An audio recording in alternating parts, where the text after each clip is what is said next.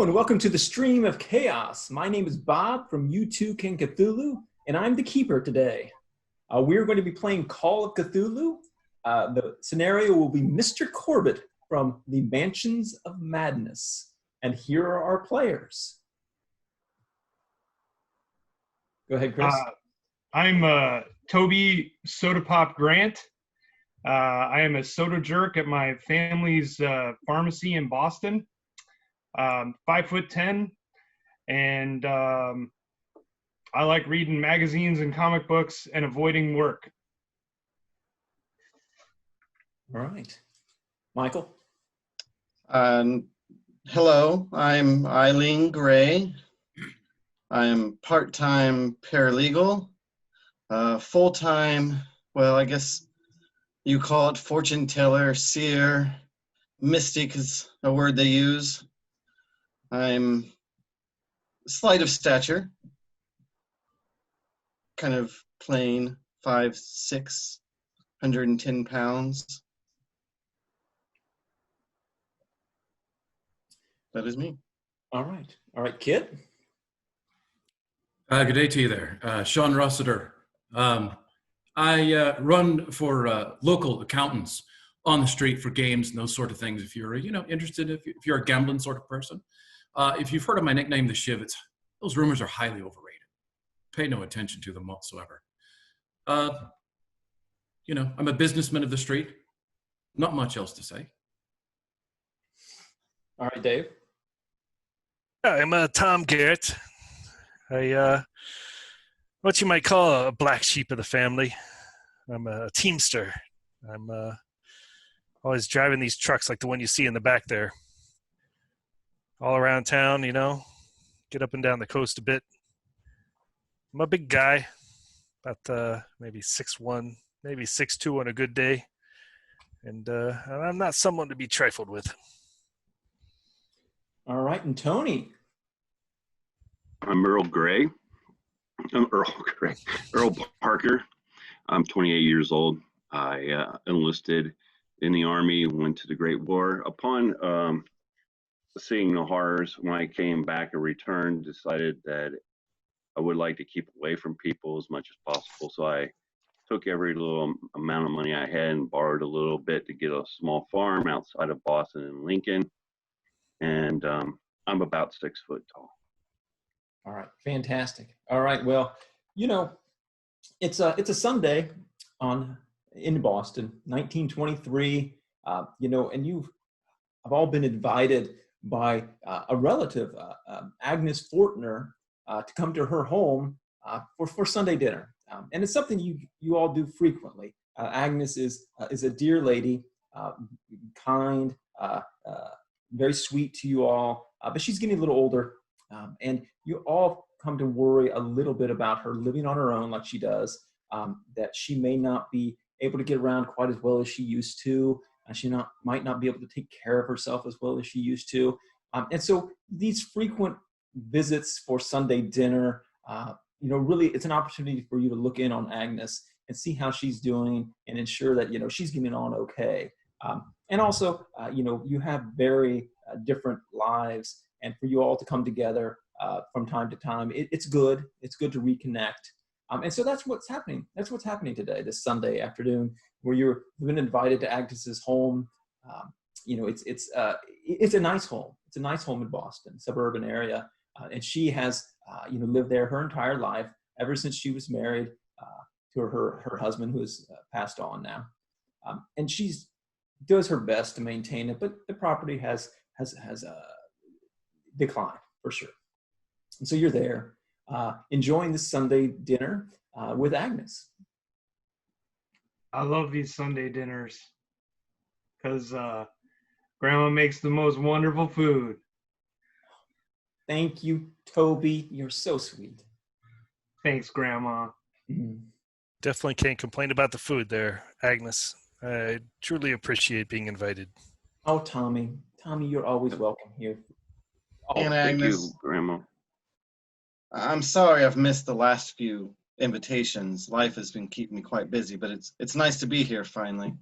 The smell of your cooking is delightful. I'm happy that you're here, Elaine. I really am. Yeah, Grandma, you're looking really well today. And thank you for the invite. And I really am looking forward to some good cooking and being able to meet with the family. Yes, I picked this dress out, and I just ordered it from the Sears and Roebuck catalog. So I thought it was very nice. So thank you for noticing. It's lovely. You look very nice. Very nice. Sean arrives just a few minutes late. He walks up to the door, young man of late 20s. He takes off his fedora, takes off his long coat, folds it over his shoulders. He walks in. Sorry to be late. I had some business to tend to downtown. I hope you don't mind. I'm usually tardy. Yeah, we know what kind of business you had to attend to. Man's got to make a living there, Tom. Be fair now. Yeah, you make a living by hard work. That's right. Take care of you too, friend. We should talk later. I don't Is need that any how you taken do care it? of. I think that's enough. Boys, no need to fuss. We're all friends here and family. Let's just enjoy the meal. I've made this pot roast with these potatoes, and later on, we're going to have strawberry shortcake. Smells heavenly. It does smell I very can't good. Wait. They're I don't delicious. get this home cooking very often. Oh yes. Well, and these potatoes, they came from my neighbor's garden, Mr. Corbitt. Also, the fresh strawberries, just in season, he brought over a basket, and that's what we're going to be having our strawberry shortcake with. How is Mr. Corbitt? Well, Eileen, funny you should ask. He's still single. Well, I'm still waiting. Mr. Corbett's a little old for me. What are you waiting for? Eileen, The right man. Like the stars, they tell me that he will be here. He will come eventually. I just have to be patient. she reaches over and pats your hand. Eileen, you really should think about Mr. Corbitt. He's a fine gentleman. He has a good job and a nice home. You know, Aunt Agnes, you try this every time I come. I realize persistence usually wins, but it's just not my time right now. All right, fine. Will it ever be? Oh, she's fine. Sis, you're fine. When you're ready, you'll be ready. You'll find the right fella for you. Oh, Thanks, You're a Sean. fine-looking lady. You'll find somebody.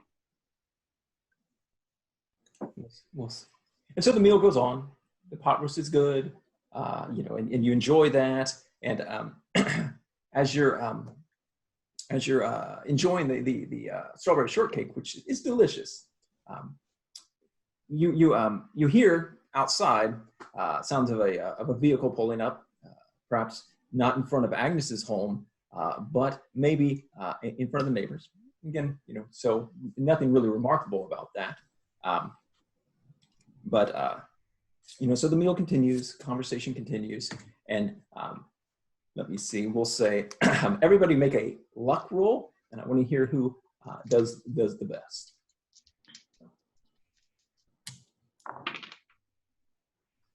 Well, it's not me. 5. I failed. 17. I got a 99. I made it. Did you beat a not Earl five? made it. All right, so I'm going to assume that the OT 5 that Sean had probably okay. So good. All right, Sean. So you happen to recall that when you drove up, you had left some papers, some slips in your car, and it's like those are not the types of things that you want to get misplaced in your line of work. You're not sure if you locked the door. I quickly stand up and, pardon me, and I've got to go to my car. I don't think I locked my vehicle up. Only take a moment. That's sloppy, man. That's very sloppy. You know, Grandma doesn't like alcohol, or Aunt doesn't like alcohol in here, Sean. It's paperwork from the office, you understand. I was hungry. I ran in as quick as I could. I'm always late. Hey, you always lock your vehicle. It won't take but a moment. You want me to go with you? If you want to, soda pop, I'm stepping outside. It'll be a moment. I'll go with get you. up, I begin. I mean, if soda pop follows me, that's fine. I begin to walk out as quickly as I can. I want to come back. All right, for sure. So you go out there. Sure enough, your vehicle's there. You run out there. you know, are you going to go with him, Soda Pop? You bet I will. Okay, sure. So It's so boring in here. to the vehicle, and you know, so sure enough, you left your car unlocked, but the slips are still there. Okay, good. So yes, I'm going to go ahead and grab my doctor's bag that has all my paperwork from the office. Yeah. And I'm going to make sure my vehicle's locked, and I'm going to double check the trunk, and I head back in. Do I know what car pulled up? yeah, you notice that there's well, you can't actually see it at the moment. It looks like it probably drove into like you know, behind a property, probably in your neighbor's house. You know, what kind of pulled up behind in a carport and back. So yeah, you don't see it per se, but you do see your neighbor, or well, Aunt Agnes's neighbor, going up to the door. Maybe it's Mr. Corbitt. Okay. So as he's going up there, you know, you see, and we'll say that that Toby, what are you doing, Soda Pop? Well, I was just wondering if I could help carry anything. Well, it looks like he just has a single bag there. So. Oh, well, I thought you might need help, Sean. That's why I came out with you. No, I said it only going to take a moment. That's all I've got to do is carry this back. I just want to make sure the paperwork is fine. I don't like leaving this. But you know how good the meal smells? You could smell it as you was coming up the steps. Yeah? Yeah. Oh, yeah. Yeah. Grandma's cooking is great. Lost myself in the moment, but we're fine now. Does the neighbor see me who's going into the house? No. As a matter of fact, as you kind of look over there, you can see he's very intent on getting into the door. His hands are full. His hands are full, and you know he's trying to work with his keys to get into the door, but he has these two packages, and one's like square and one's long. So hey fella, you need a hand with that? Oh, good Lord. And he starts when you say that, and when he does it, he kind of fumbles the packages. No,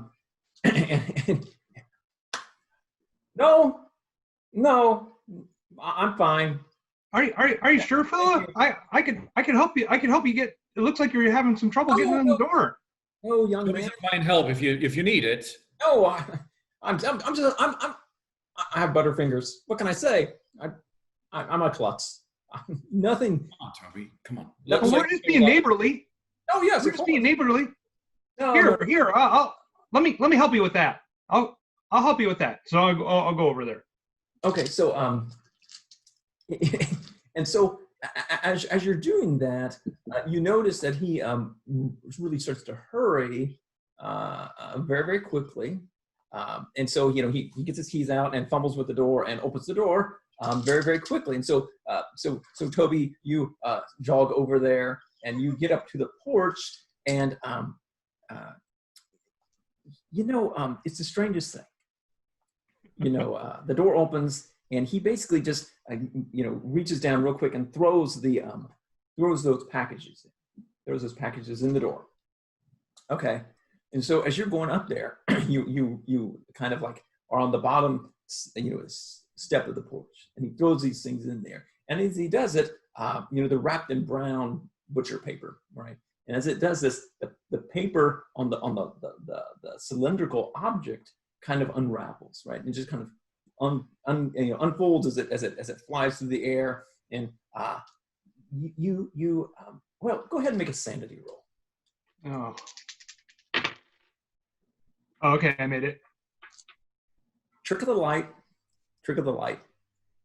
You thought just for a second, you thought that it looked like this tube thing. You're not sure what it was. Maybe it's a sausage or something, who knows? But as it was flying through the air, it looked like at one point you saw that the end of it kind of ended with the hand and the fingers of a small child. Yeah, so like, again, about this long, you know. Right. Cylindrical. And he flung it in there, so it flies through the air and then clatters onto the ground. He quickly shuts the door, says, oh, well, that's all taken care of. I know you.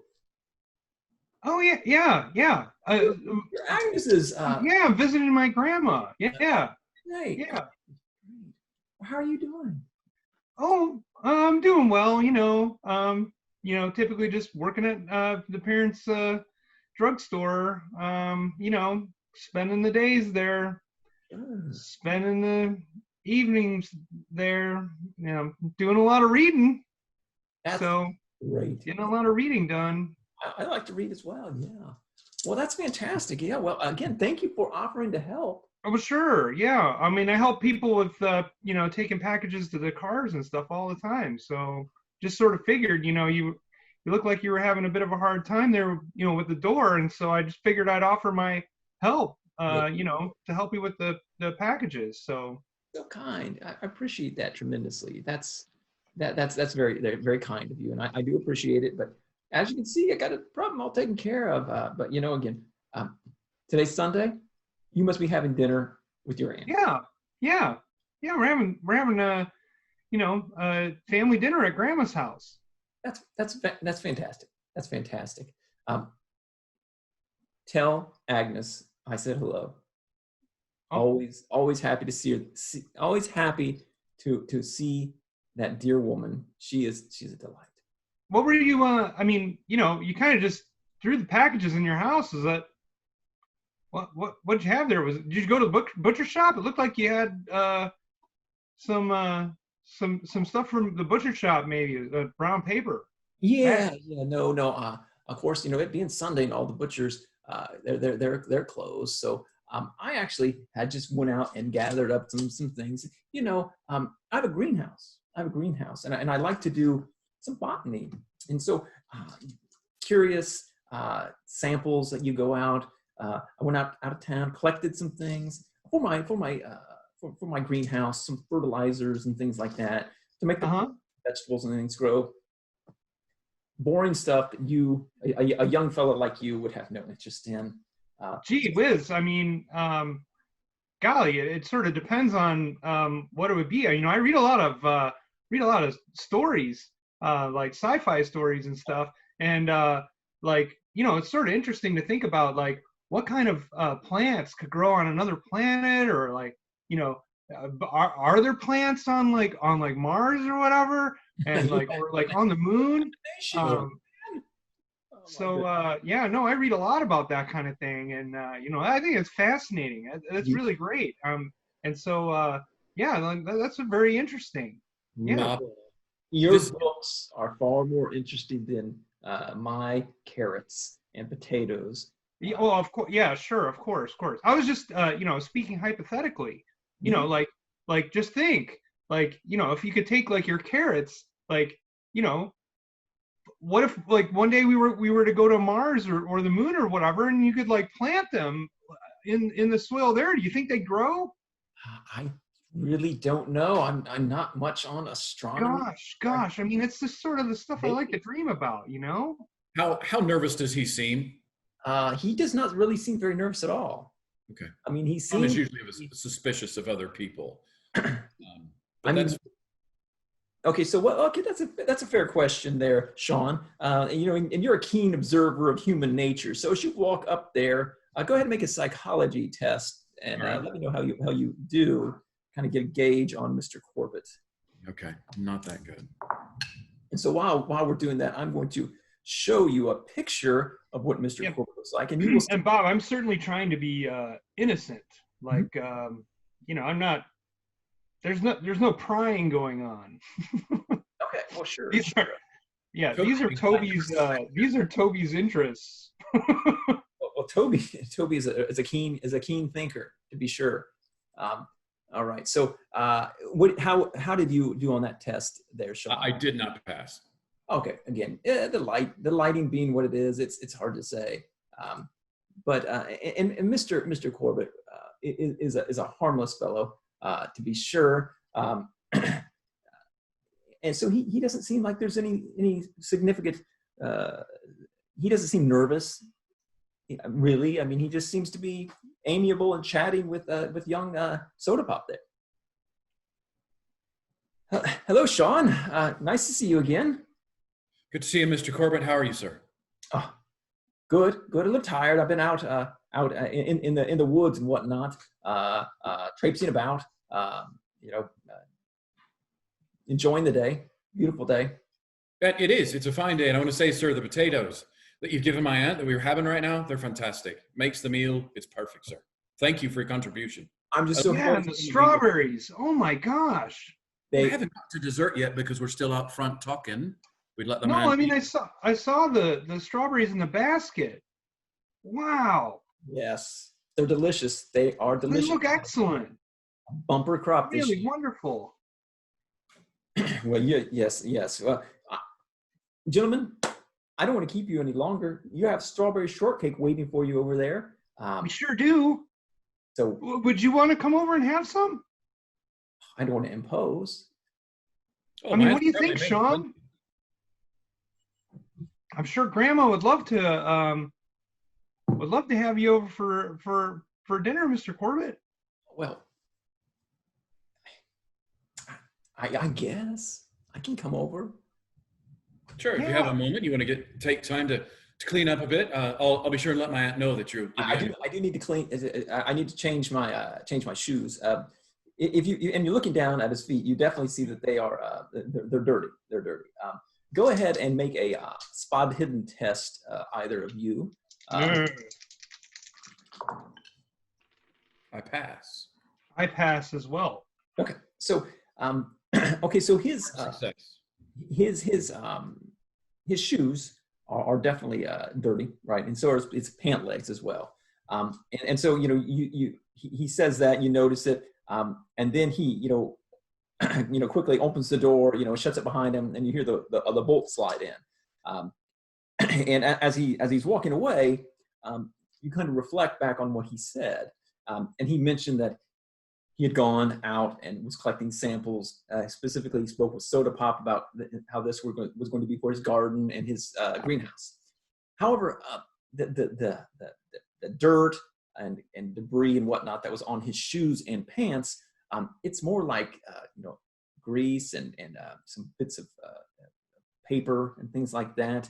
Not the mud and the vegetable debris that you would associate with someone who is out in the woods traipsing about.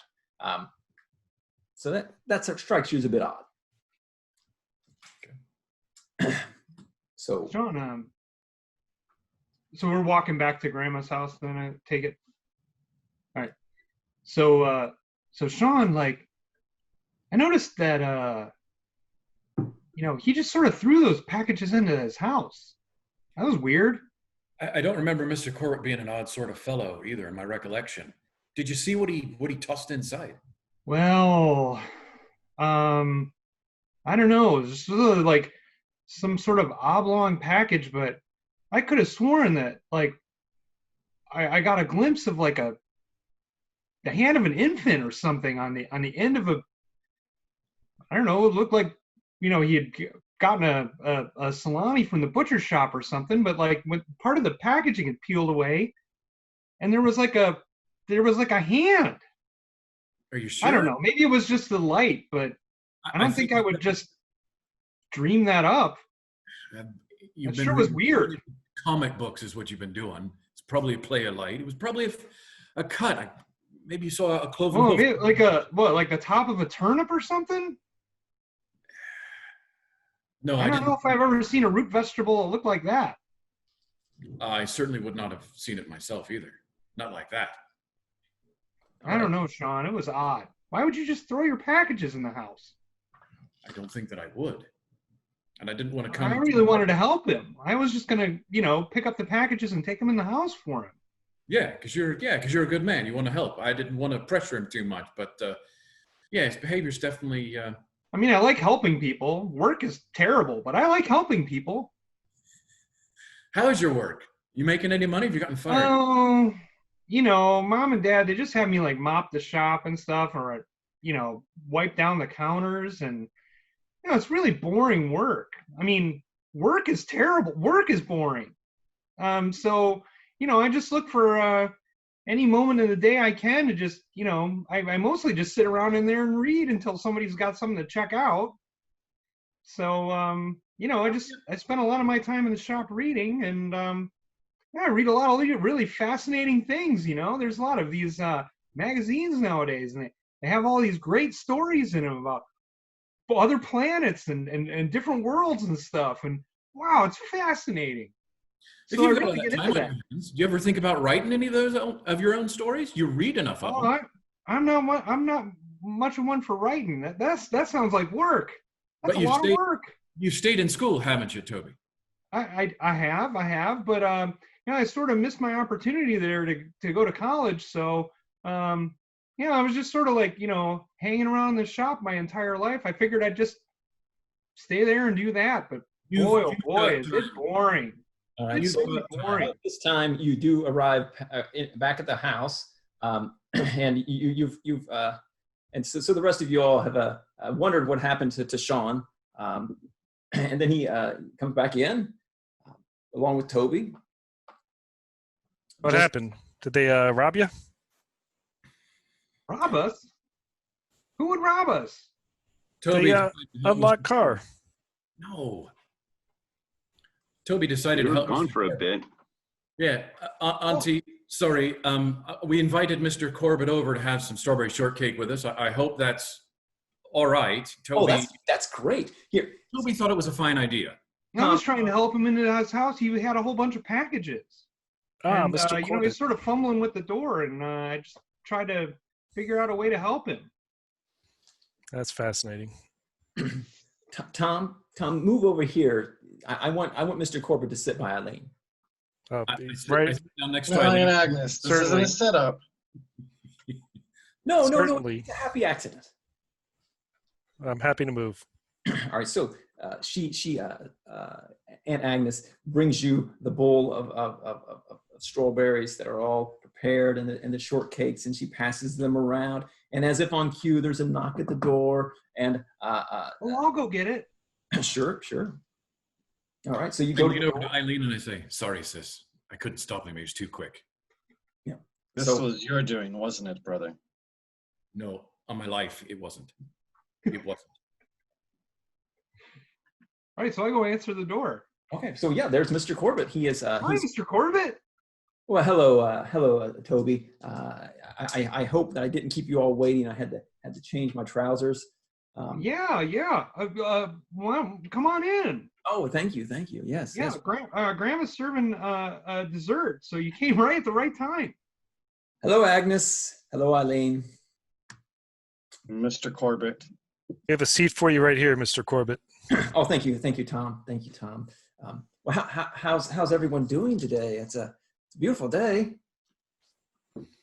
Well, we've enjoyed a very nice meal here today. Oh, yes. Well, I hope, Agnes. Thank you for having me. It's a real delight to be here with your lovely family. And how are you doing, Mr. Corbett? It sounds like you've been busy this morning.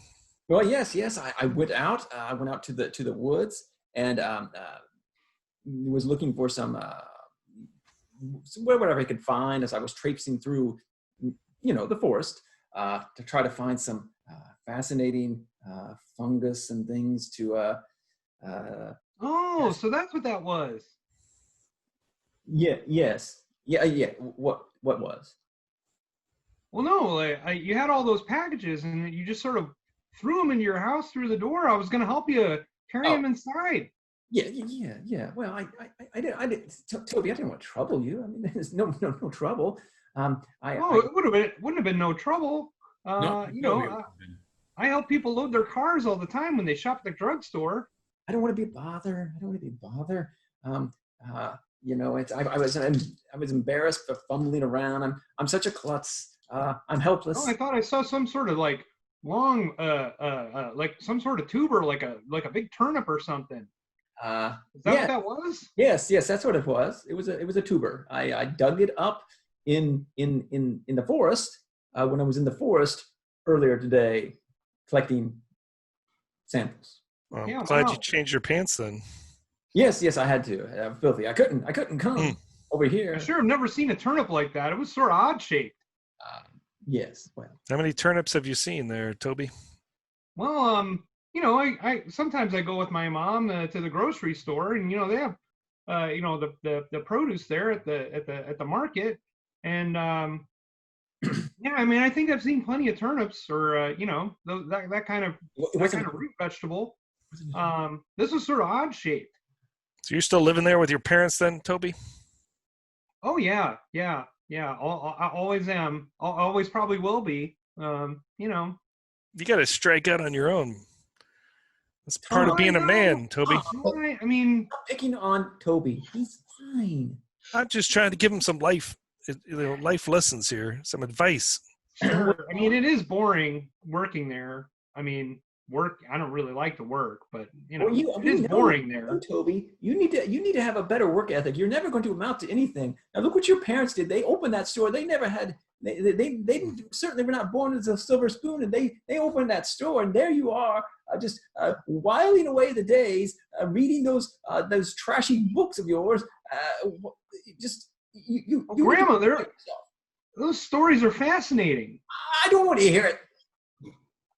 Stop. Now, Agnes, calm down. Don't get yourself too excited. He's a young man. He can read his stories and dream off into Wonderland. It's Mom and Dad said I need to grow up. That's right. Soda Pop, maybe you should come out and join me on the farm. There's a fine I idea. can give you a full day's work, and it won't be boring. You'll get stronger for it. You'll learn something. Do you grow turnips? Of course we grow turnips. We grow all kinds of vegetables. We even have a few pigs and a couple cows and a horse.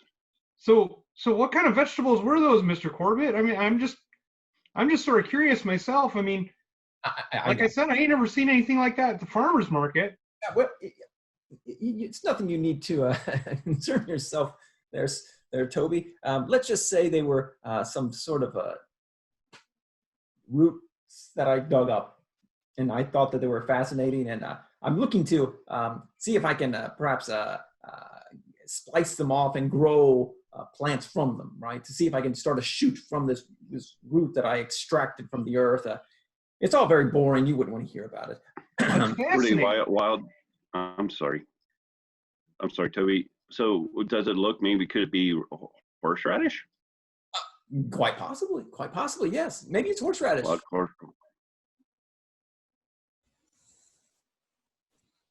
This is excellent strawberry shortcake. Yes, it is. I don't know why we're talking about horseradish and turnips. Toby's found an interest. Let's not silence the lad. Maybe we can encourage him to go with Irvin. That's right. Maybe out of his comfort zone. He could probably get a real job for once. I have a real job. I watch shop. I mean, we have a drugstore. I don't know. Somebody's got to take care of it. From what your parents tell me, you're always reading those books and not doing the work.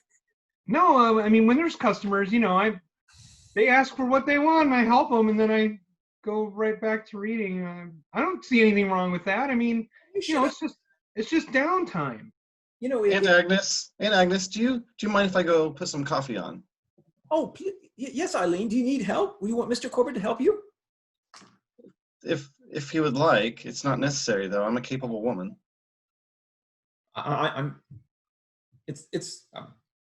Eileen, it's really up to you. I mean, I think it's up to Mr. Corbitt.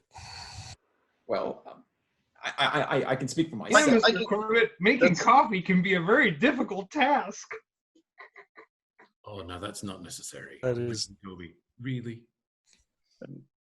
All right, fine, Eileen. Sure, I can help. So he sheepishly gets up to go into the kitchen. So,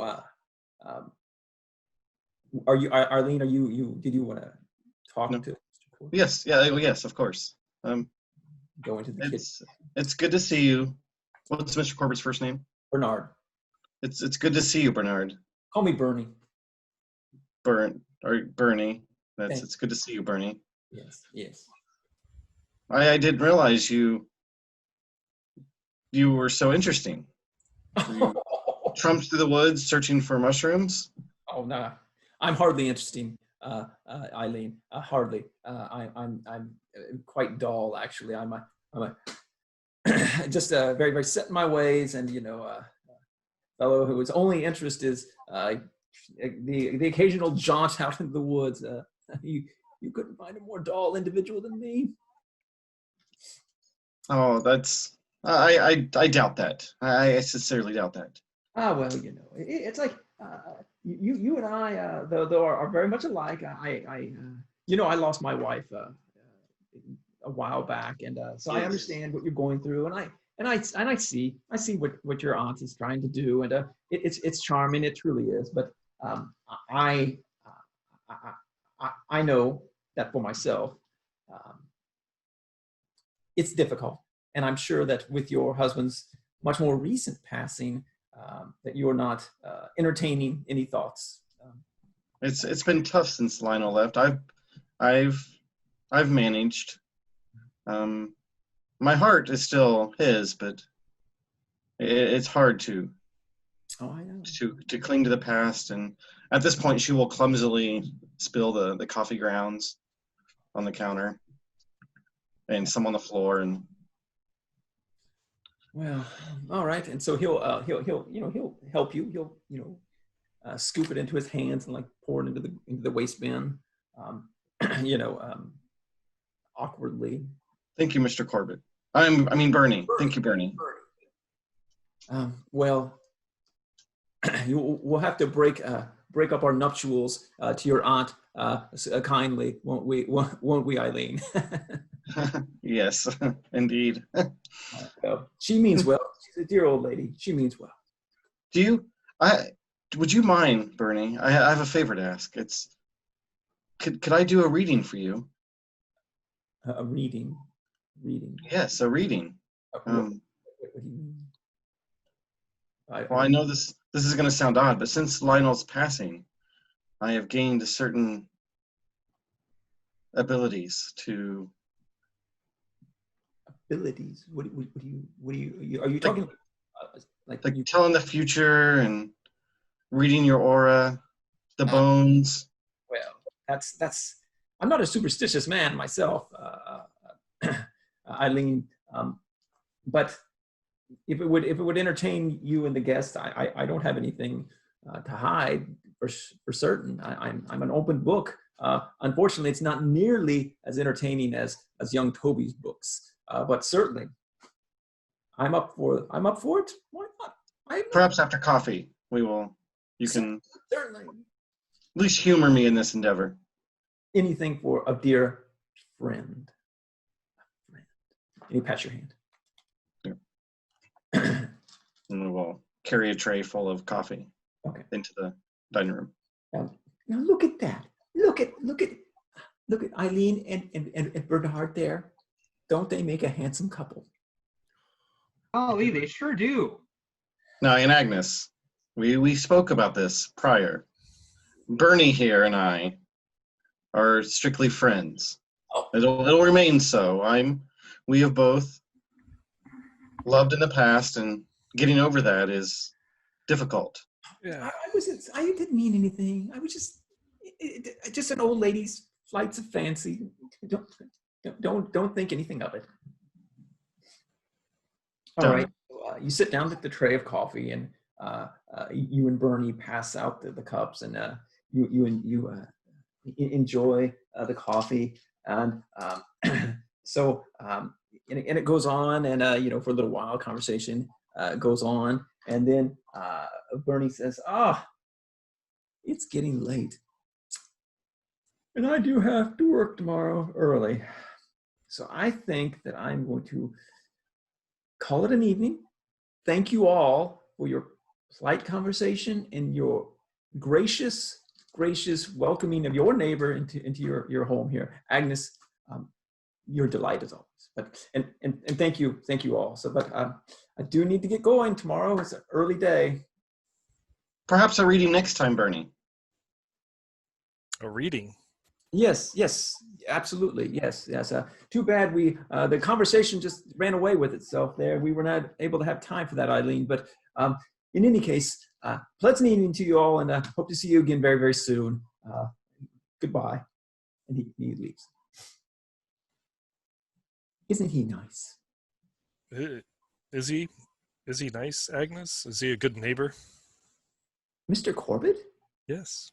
He's a perfect neighbor. He's quiet, stays, never has guests, always there, keeps regular hours. He couldn't ask for a better neighbor. And he brings over vegetables and fruits. He's kind. Yes, yes. He's a bachelor and he's never has guests. He's a widower. His wife. Oh, yes. Tragic I guess, of course. story. Perhaps if circumstances were different.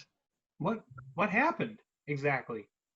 Oh, I'm not sure what happened, but a long while ago, shortly after he and his young bride moved in, she passed away. I can't recall the details. My mind is such a mess these days. But it was a tragedy, of course, and he's been single ever since. I imagine he's lonely. Yeah, I think he might need some visitors, Eileen. Maybe you could go over to his house and do a reading for him. Yes, a reading. I would like that. You would? Sure does seem to keep to himself. Oh, well, yes. Again, he's shy and a little bit awkward, but he's a good fellow and he has a good job, Eileen. He's an You can't import. fault a man for his privacy. No, not at all. What is Mr. Corbitt doing these days? He inherited his father's business. They do some sort of importing or exporting. I don't know what that means, to be quite honest. But he never seems to have any problems with his bills or anything like that. It's not that you see look at his house. It's beautiful. You don't recall the name of his business from his family? I honestly, Sean, I don't know if I ever knew. So go I was ahead. just curious. I spent time down on the docks. I wasn't aware that he was in the import-export business. Just curious. Well, yeah. So I don't know, but I don't know what his business is called. I know it's very, very. I'm sure he keeps busy. He keeps, he's seldom home during the week before 5 p.m. Sounds like he does a lot of botany in a greenhouse. Yeah, Wow, that's really interesting. I mean, he must have a lot of money if he's got his own greenhouse. Well, I suppose you can see it over there if you walk by. When I Earl, you don't have a greenhouse, do you? No, I don't have time for that. I don't have. No, I mean Earl, you have a greenhouse? No, I don't have a greenhouse. I just do it by the season. Well, wow. So, doesn't that allows you to like grow plants in times of the year when you wouldn't normally be able to grow them, right? Yeah, don't they have but, that? You know, if you can store stuff for a lot longer after the harvest season. You know, through canning and drying out food, you're fine. Man, I wonder what he's growing out there. You think those strawberries grew in that greenhouse? I don't know. I would assume so. He has a nice garden as well. Ah, Maybe we should go look at his garden. Oh, well, maybe not. That would be trespassing. Hey, I Bob. wouldn't like people looking at my gardens. Yes, Sean. As we approach the house, how big was his house, say, compared to Aunt Agnes's? And could we see the greenhouse in back, or can you give us some physical description of the home? Well, so let me see. I will go ahead and share with you the map.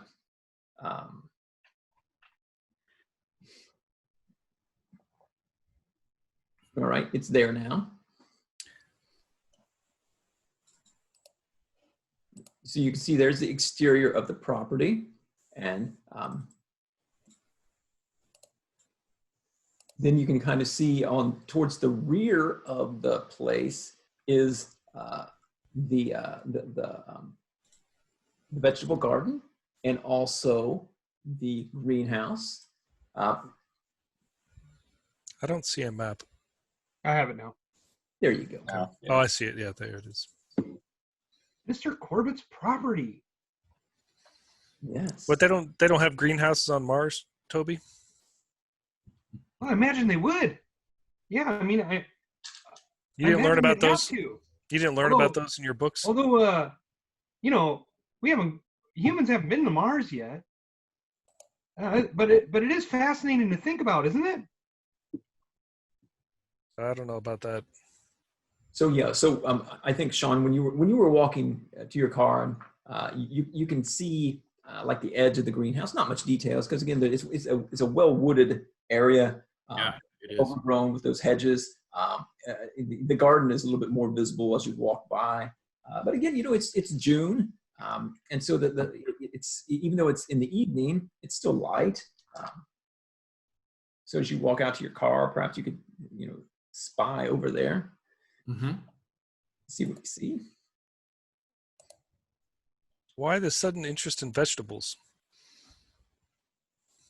What kind of man be interested in vegetables? Why do you ask such Me? questions? Yeah, anybody. Yeah, soda pop. Well, I mean, I just The thought it was odd. topic Yeah. conversation did center on Well, he had vegetables. so that was the weirdest thing, right? Like he had a bunch of packages, and we were just being neighborly, and I was going to help him carry the packages into the house, and then when I said, "Hey, Mr. Corbitt, I could help you with those," he dropped the packages all over his porch there, and then I was going to go over there and help him pick them up, to take him in his house, and he hurried up and opened the door and then like threw all the packages in there. And when he did, I was standing at the bottom of the steps, and I could see into his doorway where he threw the packages, and it was the darndest thing. I mean, it looked like a baby hand that he threw in there on the top of like this long, almost like a summer sausage or a salami. So I just figured, maybe he went to the butcher shop or something. And then, when he started talking about all the fungus and stuff that he went and got in the woods, he mentioned root and all these other things. But that looked like I don't know, like maybe it could have been like a turnip or something. That's why I started talking about vegetables. I mean, gosh, it just seems odd to me that you'd be carrying around like a root vegetable or something like that in a brown package. And I mean, there was a whole bunch of other packages and stuff too. He just like threw them into the house. Who acts Let me like guess. that? I mean, I just thought it was really strange. Let me guess, Toby. The last story you read was the turnip shaped like the baby's hand. Well, no, I've never read anything like that in my life. I mean, I read a lot of really interesting hypotheses and stories, sci-fi stories and stuff like that. There's this one great magazine. It's called Amazing Stories, and it has the coolest, most interesting stuff in it. So I started asking him about what might have been in the packages, and I mentioned to him, gosh, it sure would be interesting to know what kind of vegetation and things that grow on other planets. And so so I just started talking to him about that, and then we invited him over for dinner, and greatest thing was as soon as he showed up, we were already having dessert. Well, soda pop, I'm a little confused because first you say it looked like a sausage, and then you end up talking about a turnip. Well, no, it was How's this all going? like turnip shaped. Yeah, he said he thought it was a like horseradish. Shaped. I couldn't see the whole thing. It was wrapped up in a bag. Maybe it was an alien, like a Martian arm. Oh my gosh, do you think so? No, Gosh, that's that makes idiotic. My story. You're not helping here. Earl, talk sense into him. It was just probably a vegetable of some sort. You've seen big I ones. was the one who brought it up. Gosh, I've never seen a vegetable like that. Why would a vegetable look like a human hand? How many vegetables do you see at your soda shop there? Toby, this is nonsense. I don't like you talking poorly about Bernie. He's It's a fine drugstore. person. And I mean, we have lots of different sorts of products there. Don't interrupt your grandmother. Yeah, you're upsetting Aunt Agnes. Toby, you could take a cue from Mr. Corbitt over there and learn how to apply yourself and work hard and don't belittle the man for his industry of going out in the woods. When's the last time you've gotten out in nature, Toby? You just sit around there reading those foolish books and complaining about your parents who take care of you. You're a grown man. You should be out with a home of your own. But no, you're a freeloader. Gosh, Grandma, sure I'm sorry. I mean, when you talk about it Yes, like you that, are. I mean, I'm very upset now. You've ruined this. See what you did, Toby. I'm sorry. I'm always Agnes. ruining things. Toby, perhaps an apology would be in order. I'm sorry, Grandma. I didn't mean to cause a fuss. I mean, I just thought it was weird. But I'm sorry. I'm sorry. You're right, Grandma. And I should take more initiative and I want you to go apologize to Mr. Corbitt for the terrible things you've been saying about him.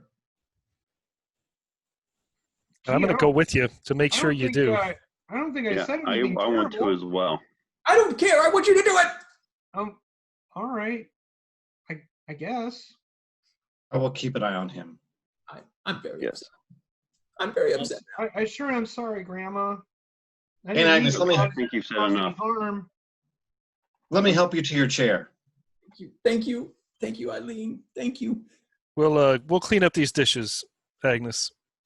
Sean stands up, begins collecting dishes, finishes his coffee, begins and quietly carrying them into the kitchen. Here's your blanket. You rest. You rest. Your nerves are excited. You sit and I'm very calm. This has been a very unpleasant evening, Eileen. I'm very unhappy. Do you need your needles and yarn? I don't think so. She could probably use some whiskey. Get her some whiskey. I've got some in the Grandma. I really never meant to. Have you apologized to Mr. Corbitt yet? Then I don't think I want to talk to you. Come on, Toby. We'll go apologize. I'm going to take along, make sure it doesn't step out of line. All right. So who all is going? I think everybody. Yeah, I guess we're all going.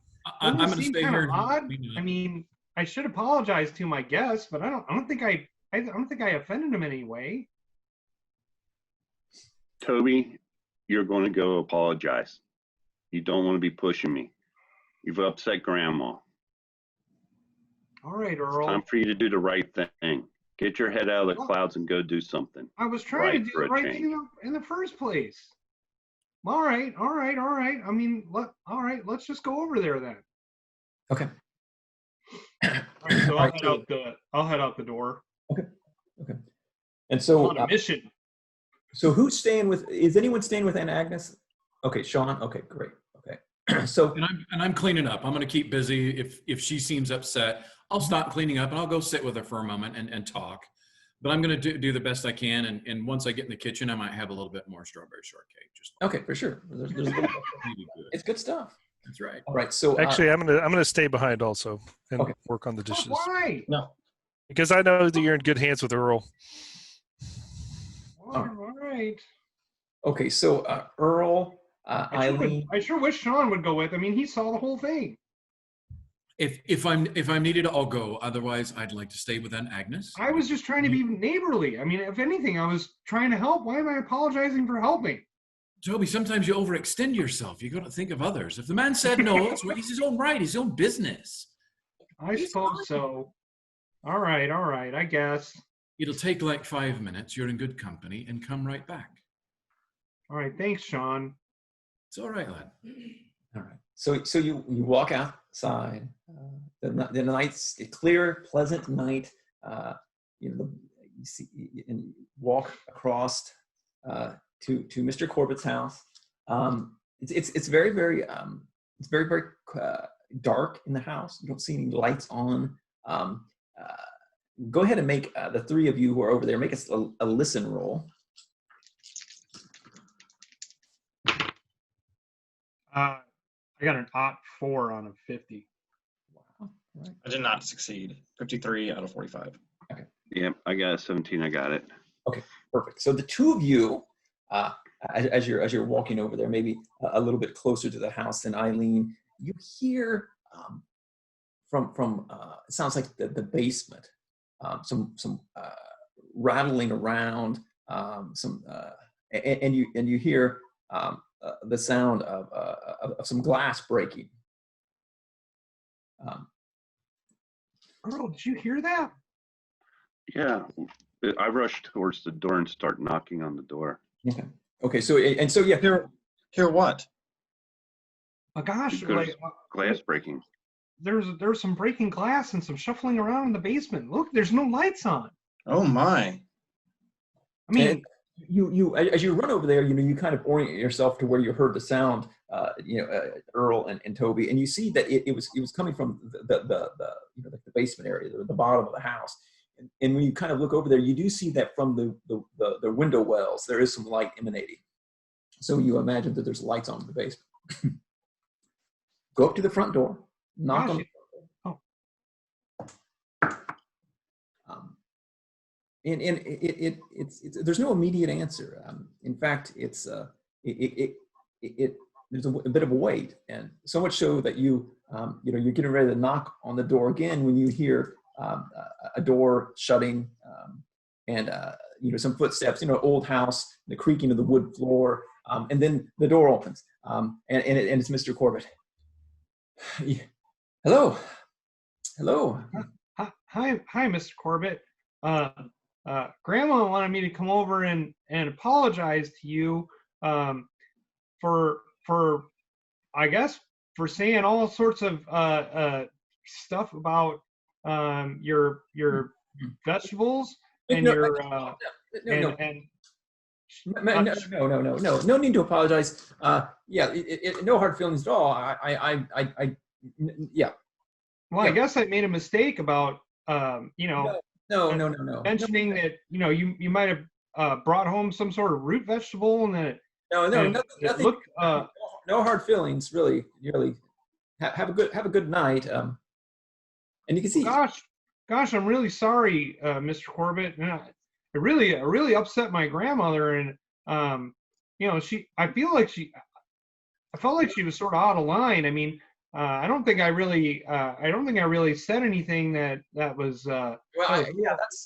That's too bad, Toby. I'm sorry that she's feeling poorly. Does he seem to be acting out of sorts? Yeah. Well, it's really quite all right. Eileen, Earl, Toby, give her my best. Oh gosh, you Mr. all right? Corbitt, is everything okay? I mean. Oh yes, fine.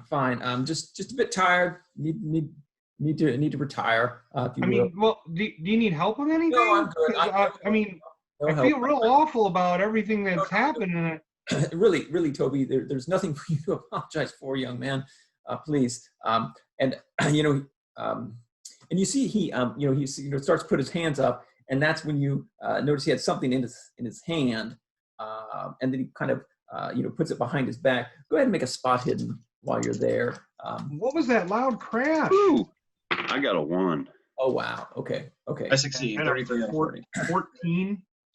Okay, so as he does this, Earl, you can see that he is holding what appears to be a white shop cloth in his hand. Again, which is in and of itself nothing unusual about that at all. But you see that there is definitely a blood stain on this cloth that he has wadded up in his hand,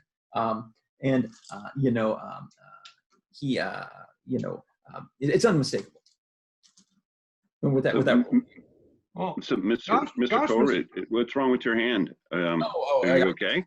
I just nicked my hand.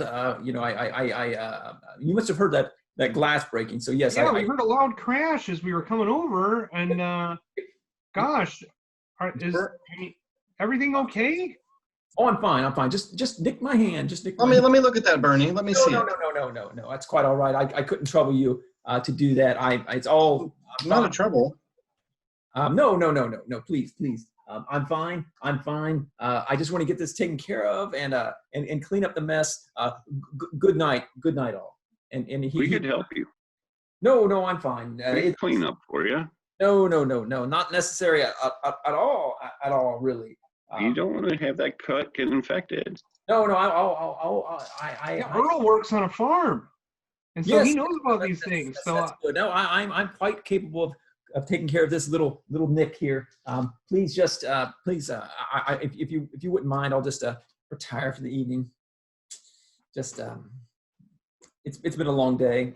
Gosh, Mr. Corbitt, I sure am sorry about all that. Oh, and again, no need to apologize, Toby. No need to apologize. I just need a little bit of time to clean up the mess and get ready for bed. See to my hand, and you can see he doesn't really show you his hand at all. I mean, he just kind of like he keeps it kind of in his pocket for the most part. And when he does occasionally like flash it, and then he kind of like he's trying to shut the door unless you're stopping him from doing so. Yeah, I put my foot in the doorway, Okay. and Mr. Corbitt, I just want you to know you've been a very good neighbor to my grandmother. So if you ever need anything, please reach out to her. She can get hold of me, and I can come help you. It's very important. She really thinks you're a great neighbor, and we don't want her to have her any more upset than she, may get. Yeah, gosh, Mr. Corbitt, we're just trying to be neighborly. Oh well, no. Agnes is a great lady, and she obviously has a lovely family. But I'm just again very tired this evening. I need to get back to getting ready for bed. That's what I was doing. Just need to get back to that. So, thank you, Earl. Thank you very much for that offer. I appreciate that very much. I need to visit your farm someday to see how it's going. It's lovely out there. You're always welcome. Thank you so much. But again, just need to finish a few things up and go to bed. Busy day. Good night, Bernie. Good night, Eileen. And so he. Good night, Mr. Corbitt. So as you're walking away, Earl, your mind goes back to that cloth that blood that looked dried. That didn't look like fresh blood on that cloth. I mean, it wasn't that bright, vibrant red of blood. It was that dry, coppery look of blood that's set into the cloth. Again, who knows? So you get back over to the house. Sean and Tom, you've taken your time to clean up the dishes. And Agnes has settled down, and in fact, she has actually fallen into a bit of a sleep there in her chair under her comfortable Afghan. Did you give her some whiskey? I did no such thing. I was going to refresh her coffee, but I don't want to wake her. You just put a little in the coffee. It's not a bad idea. I'm all out myself if you got a sniff. Pull her Afghan up and tuck her in a little better. Well, it's too late now. She's asleep. No, she might wake up, help her fall back asleep, possibly. Bob, what is the evening like outside?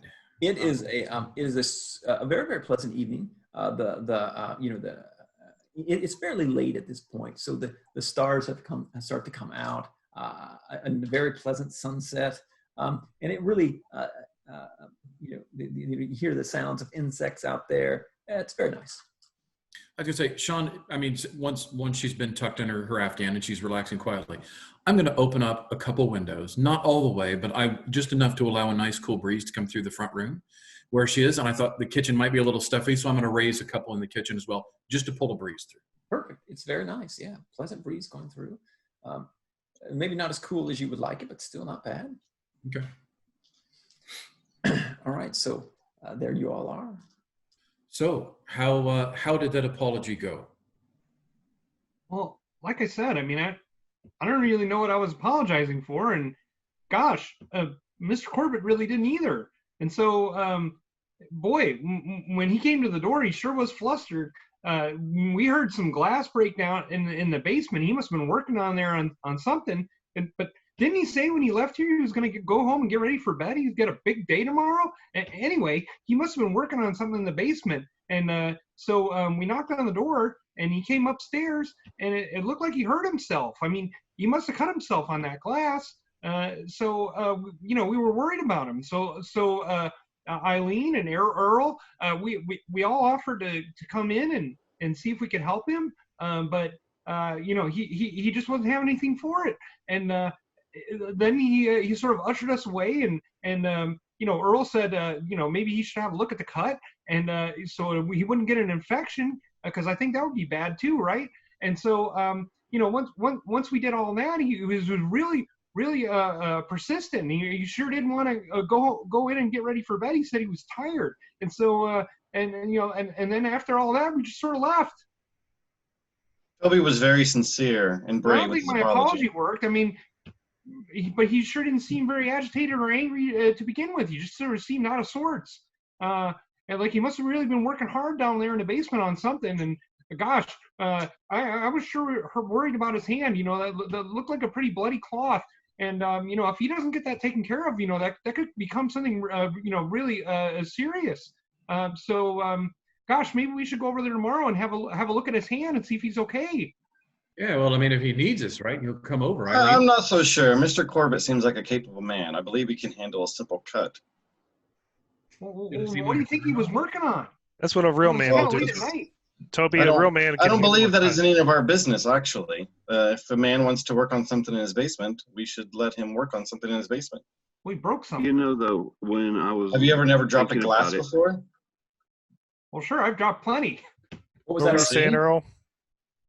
Well, I was thinking on the way back that maybe he hadn't cut himself, that the blood was maybe dry.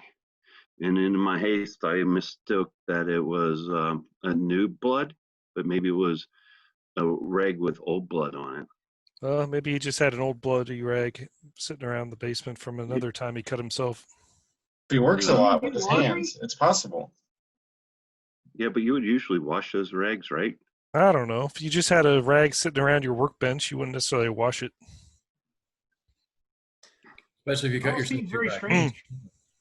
I use rags all the time to, changing the oil and so on those trucks. You don't always wash them out. It was oil? I wasn't there. I don't know what it was. No, I was asking Earl. I mean, boy, Sean, when we were talking to him earlier, he said he had been out in the woods, and you'd expect somebody to have like mud or grass or something on your pants, but he didn't have any of that. Instead, he had sort of oily. Looked like he had been in a auto. He was like doing car repairs or something, and but then why would you have it on your pants and on your hands? I don't understand. He told us he changed his pants earlier. Yeah. That's why he didn't have any dirt on him. But it does seem weird that he wouldn't have like dirt on his pants, though, when Toby was looking at him. I don't know. Gosh, I don't know. Something doesn't seem right. Well, Toby's perception of the situation isn't necessarily the most accurate. So are you saying his shoes and his pants weren't dirty when you first saw him? No, they were, but not with mud. That was the weirdest thing. I mean, you'd think if somebody went out digging in the forest that they'd be full of mud or dirt or something. But Sean, right? He didn't have any mud on his pants or shoes. No, not on his pants or shoes, but his shoes were fairly dirty. Looked like he'd been walking in the woods. I didn't see any on his trousers, though. Sean, make an intelligence check. Okay.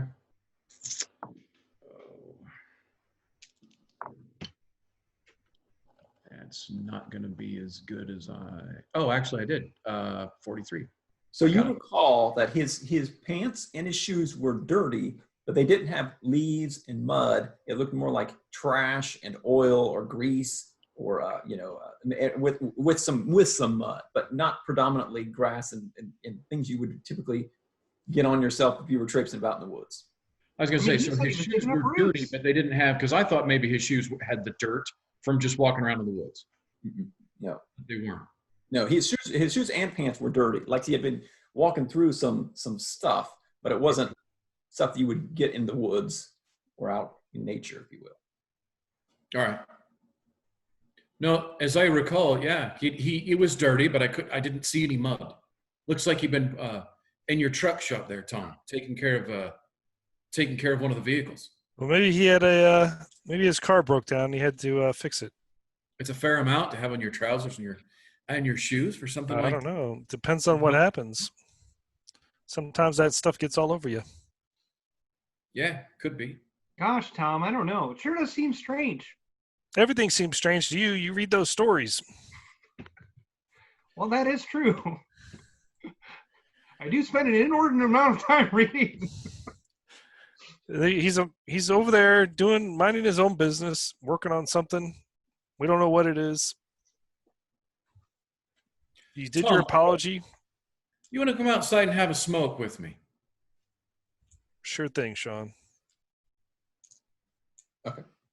All right. So the two of you are going to go outside and smoke. Well, I invited Earl and Tom to come. Earl and Tom. Okay. All right. Okay. So we'll say that the three of you walk out again, like I described before. A very pleasant night. You know, there. Before I leave, I'm going to tell Toby, don't you go aggravating your grandmother. She's sleeping. Don't wake her up. Yeah. No, why would I? No, of course not. Just keep it down. Just relax. Read a book. Okay. Sounds great. That's an easy sell. Read a book out of her library, not one of yours. Oh, she's got a bunch of boring old books about housekeeping and cooking and stuff. That might do you some good. That doesn't sound very interesting. Practical skills. All right. Outside. Yep. On the porch there. So I stroll off the front porch. I get out my cigarette case and I offer a cigarette to either Earl or Tom if they're interested. Yeah, thank you. I'd pass. I pull out my flask a little bit. I'm like, I don't have much left, but if anybody is interested in a sniff, you're more than welcome to it. I'd take the flask. I've got my own. All right. Of course you do, Tom. Just wanted to make sure I share.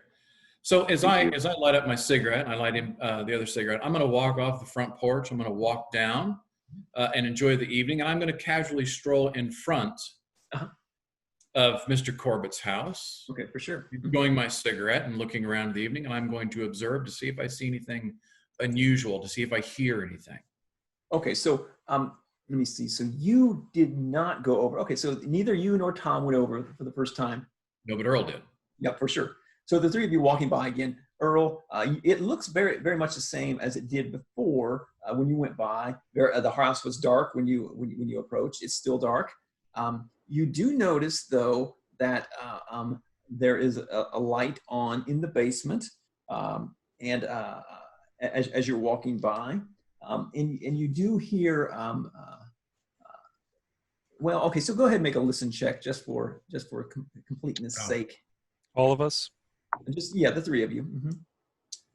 Pass. I didn't make it. Okay, so No. Okay, good enough. Okay, so the two of you that made it, you definitely hear emanating from the house just some sounds of movement about, and again, it's originating from the basement, and so and you don't really think anything of it. Okay. And you're out there smoking. The light in the basement goes off. Okay. And then you see up on the second floor of the house, a light comes on. Okay. But you still hear sound coming from the basement. Is it a mechanical sound? No. At least it's not like a sound of a motor or anything like that. It sounds like something moving about. Oh. And the light is off? The light is off in the basement. It's on in there. But I mean, if you spend any amount of time out there, just kind of like, enjoying the night air, if you will, the light goes off upstairs. Can we see when the light goes on upstairs, anybody moving around, like shadows? Let me see. I need to orient myself with the map here. So let me take a look. I think the answer.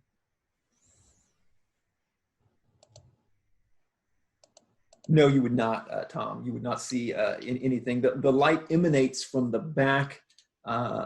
So I mean, if you're looking at the map, it's the back left rear portion of the home. So the back left corner. So the light upstairs went out, but the light down in the basement did not come back on. No. It's still off. The light downstairs is off. The light upstairs came on. Mm-hmm. And it went off, but then the basement lights stayed off as well. Yes. Mm-hmm. Mm-hmm. We see no other lights of any kind. Nope. The house is very, very dark now. How loud is this sound? It's actually settling down. Okay, so again, it sounded like something was some moving about, kind of maybe the sound of like wood scraping against wood or something like that. But it happens for a little bit after the light came on in the upstairs, and then it subsides. Okay. And now it's very quiet. It's really the sound of the insects in the air, the breeze is basically the only noise you hear. I would like to, you guys, maybe we should walk around maybe the back of the house. Why? Did you hear first, something? That we could look at see what we can see, being sort of dark, but we could look at the garden and the greenhouse. Shouldn't we ask Mr. Corbitt for permission? Well, it looks like he's already gone to bed. We should just be very quiet. We're not going to do anything. We're just going to have a look-see there, Tom. I don't understand why, but go ahead. Sean takes a long drag on his cigarette. And he looks kind of down the street, wraps all the way around, looks down the other side of the street to see if there's anyone out observing us. No, it's a very, very quiet evening. Again, Sunday, so there's not much traffic, and it's after dark now, so it's probably up around 10 at night by this point. Oh, okay. So yeah, it's pretty late. So I'm guessing that we're going to be along the side of the house, if I understand this right, that we could see part of the greenhouse, correct?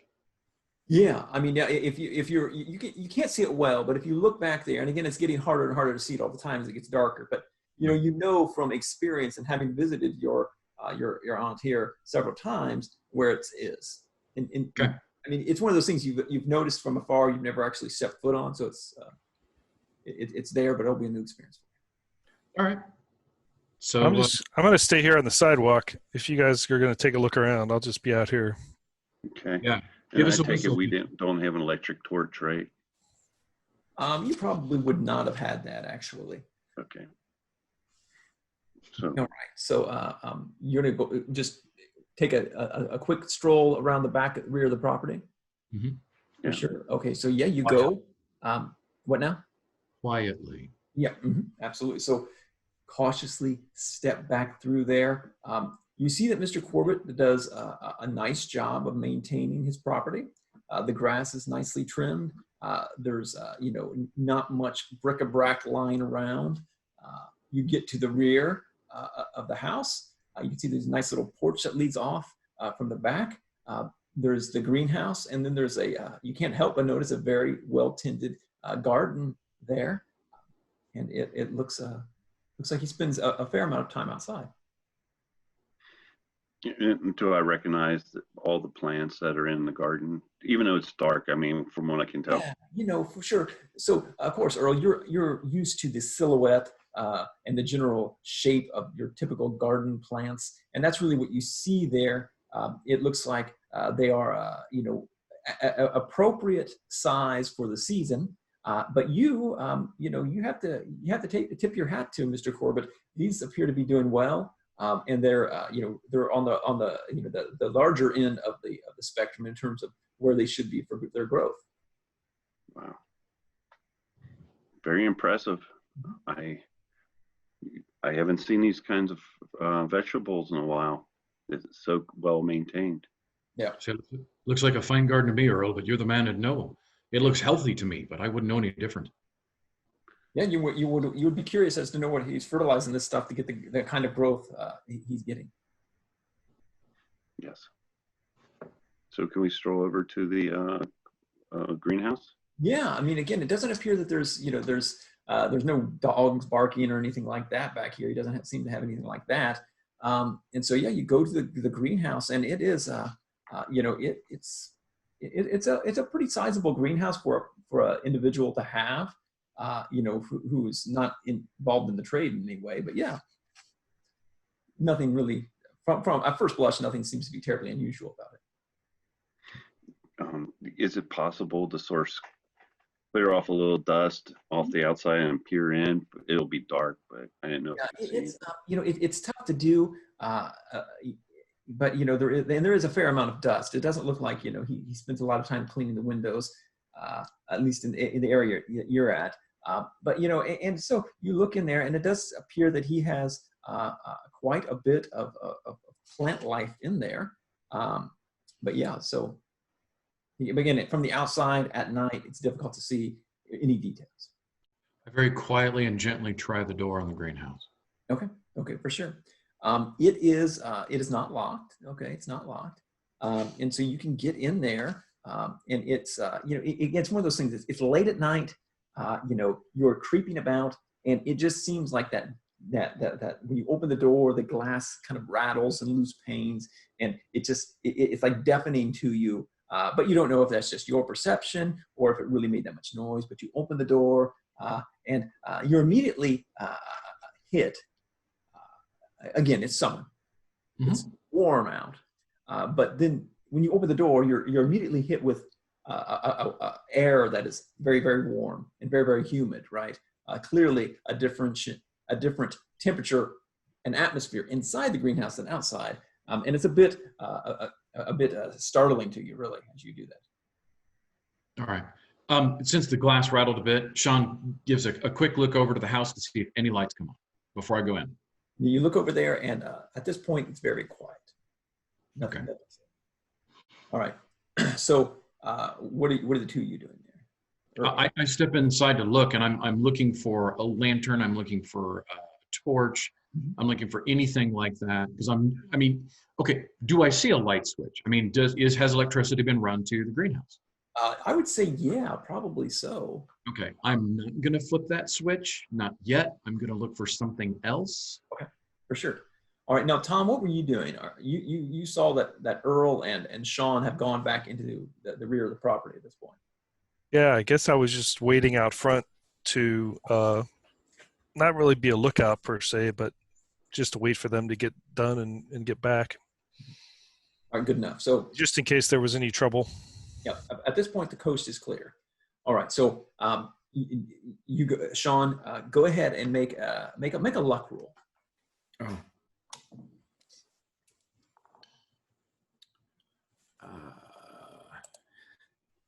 I got it.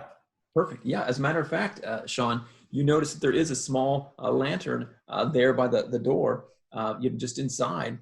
It looks like it's it's dusty. Some cobwebs are on it, but it looks serviceable, and it does appear to have a little oil in it. Oh, excellent. Well, I attempt to light it. Okay. So a couple moments later, Earl, you notice that there appears to be a light inside the greenhouse, and Sean, you can see better now. I hold the lantern up and I motion so that he can see my hand, and I don't say anything, but I gesture for him to come my way. Okay. Yeah, I get to the doorway, but I'm not comfortable going in. Okay. It's somebody else's. If someone was going into my greenhouse, I wouldn't really appreciate it. If I had one, of course. Okay. All right. So for sure. All right. So he goes over to the doorway. You see that, and but you're on your own. All right. So if he's gonna, come on in, Earl. We'll step in for a moment. I'm gonna walk around and we'll be right out. I'll put the lantern back. I'll just stay by the doorway and I'll keep an eye.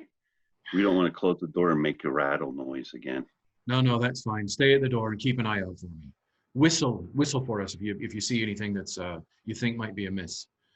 I turn the lantern instead of full the maximum amount of oil to generate the most light. I turn it down to at least half. Okay, sure.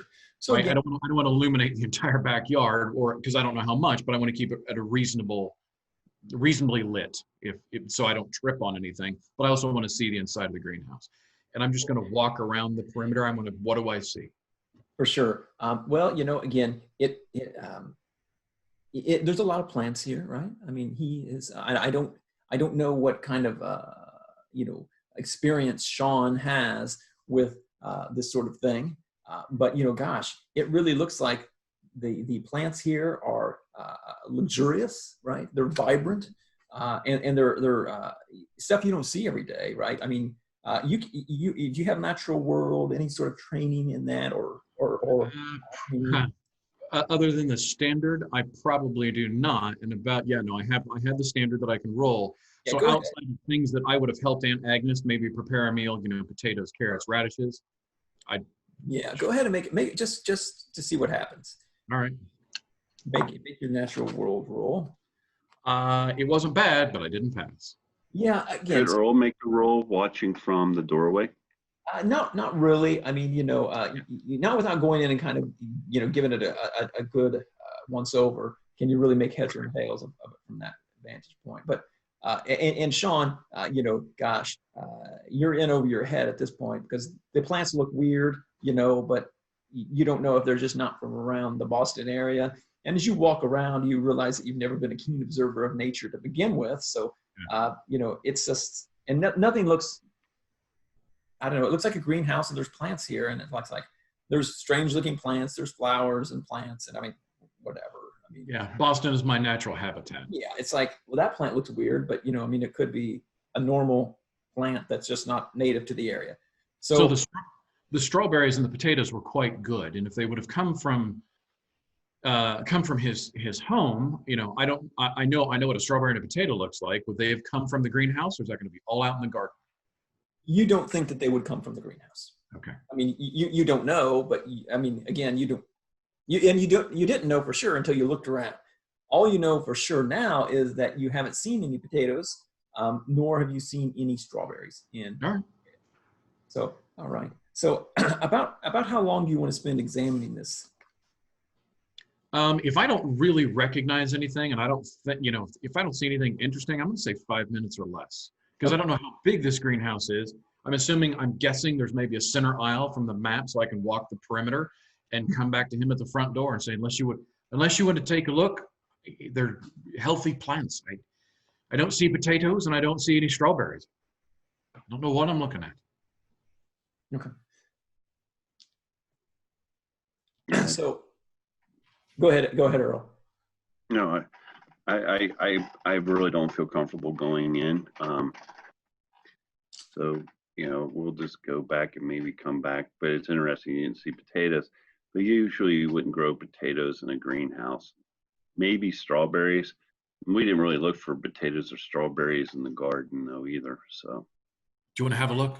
I've got a torch. We might as well. And we'll be quick about it. Tom's going to be waiting on us. He gets impatient. Okay.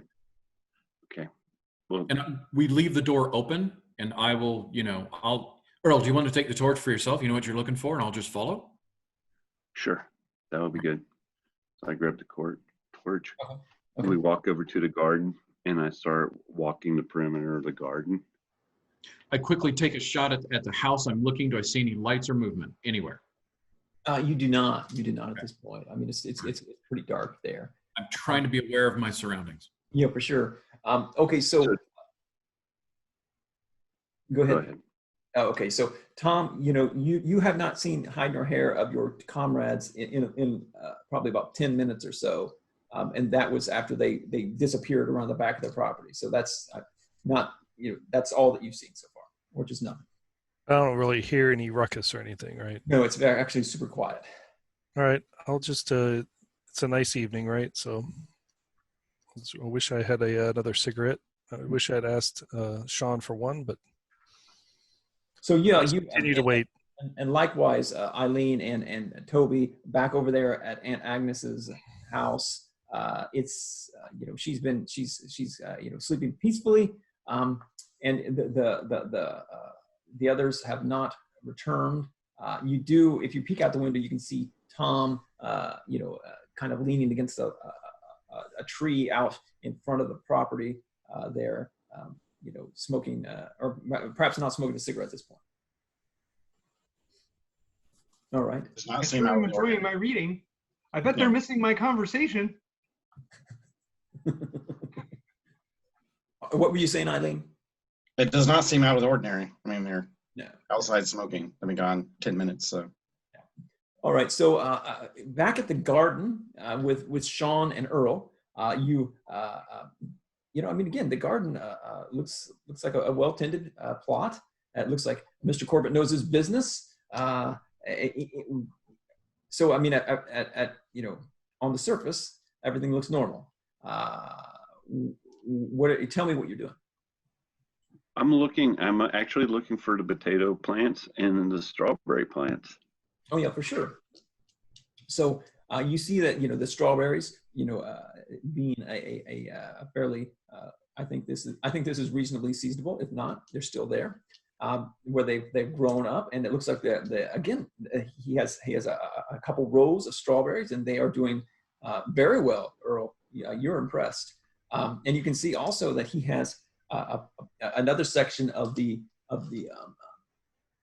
plot that is dedicated to root vegetables, and you can see that he has a shovel, small hand shovel there, and where he's obviously been digging up some potatoes, and so it's right there. Okay. So can I put my hand in the like a potato mound to feel what the potatoes might be like? Yeah, for sure. I mean, again, the plant there is sprouted, of course, and it's right there. I mean, there's a shovel right there if you want to dig it up. And it's a little early in the season for them to be so large, so I just put my hand in the dirt mound and just feel around, and they do seem a little bit. It seems to me that they're a little bit larger than I would expect it for this time of the year. Yeah, it's really weird. Okay, so they've obviously been well tended, and so this is not a pleasant experience for you, Earl. It just isn't, because you stick your hands into the dirt there around where you see that potato plant to kind of get an idea of the health of the plant and everything. And when you do, your fingers, kind of like brush up against something in the dirt, right? And when again, it kind of startles you. Okay, it kind of startles you a little bit. And so what happens is you pull your hands out of the dirt, right? Because something's caught on your hand, Earl. Something's caught on your hand. And so it appears that you can't see, because Sean, you have the lantern, right? Well, unless I handed it to him, but yeah, I'll hold the lantern so he can see what he's doing. Okay, well, I would assume that you would have taken over the lantern because he was digging in there. So he has something caught on his hand, and when you kind of bring the light over there, you see that what has happened, Earl, is your fingers have become kind of wedged in between what appears to be a set of a couple ribs that are attached to a part of what appears to be a sternum, and it's kind of like hung up there on your finger, and it's just startling. So go ahead and make a sanity roll. Can I see this as well, since I'm holding sure. Yeah, you're there. You need to make a sanity roll also. Ooh. Yeah, I pass. Right. Oh, Earl, you're muted. Sorry, Earl passed as well. All right. Well, again, so yeah, maybe so. Maybe it's nothing. Maybe it's nothing. It looks a little large, to be some sort of animal. But again, it's kind of hung up there. You can make maybe like a medicine roll. Either of you have any sort of medical skill or natural world, maybe? Natural world. Natural world. Yeah. No. Okay, it's dark. So it's just a little weird. It looks like you got your fingers hung up on a set of ribs of some formerly living thing. But again, it's so dark you can't really tell the details. Are you sure it was just an animal of some sort, maybe a possum or something along those lines? Yes, that's what it was. And then so what are you going to do with that information? Well, is the rib cage small, like a small animal, or much larger, like a human chest? You can't really tell. It looks a little big to be an animal, but maybe it was a dog. Maybe it was a dog. I can't pull it off my hand. Oh yeah, for sure. I mean, it's just you're just when you put your hand in there, you kind of put it in between the bones, and when you pull up, it kind of like wedged it in there, close up to the sternum. So and it's a partial rib cage. Okay, so I'm surprised to see anything like this in a garden, and so I want to keep that and I will keep hold of it. Yeah, for sure, for sure. Okay, so yeah, you saw that. That's a little weird. Maybe, I don't know. Extremely weird. So what are you going to do now? Well, if he's pulled that rib cage out, Mhm. right? Depending on its size, I'm going to attempt to move some of the dirt back Okay. so it doesn't look too disturbed. Okay, for sure. And I say, Earl, what's the plan? What are you going to keep with that? I'm not really sure. I think maybe look at it in the morning when I can see it with good light. I really don't know. Maybe I'll take it to a veterinarian to see if they can tell me what kind of animal this is. I'm not really sure. Yeah. All right. That's fine. That's fine. Let me move some of this dirt back and let me get rid of this lantern. We need to be going. Though, if there's a rib, this cage, I wonder if there's a skull in there. Unless you want to get down in there and dig further, I'll hold the light for you. Maybe we'll come back because we've been back here an awful long time and Tom's waiting for us. And do we see any lights in the house? No. Again, you've been actually relatively quiet. So yeah. So all right. So are you just going to leave? Do we see a back doorway or a cellar door? Yeah, you definitely see a door to the rear of the property there. Yeah, for sure. It doesn't appear to be going into the cellar, though. Probably into the rear of the home. Maybe like into the kitchen or something.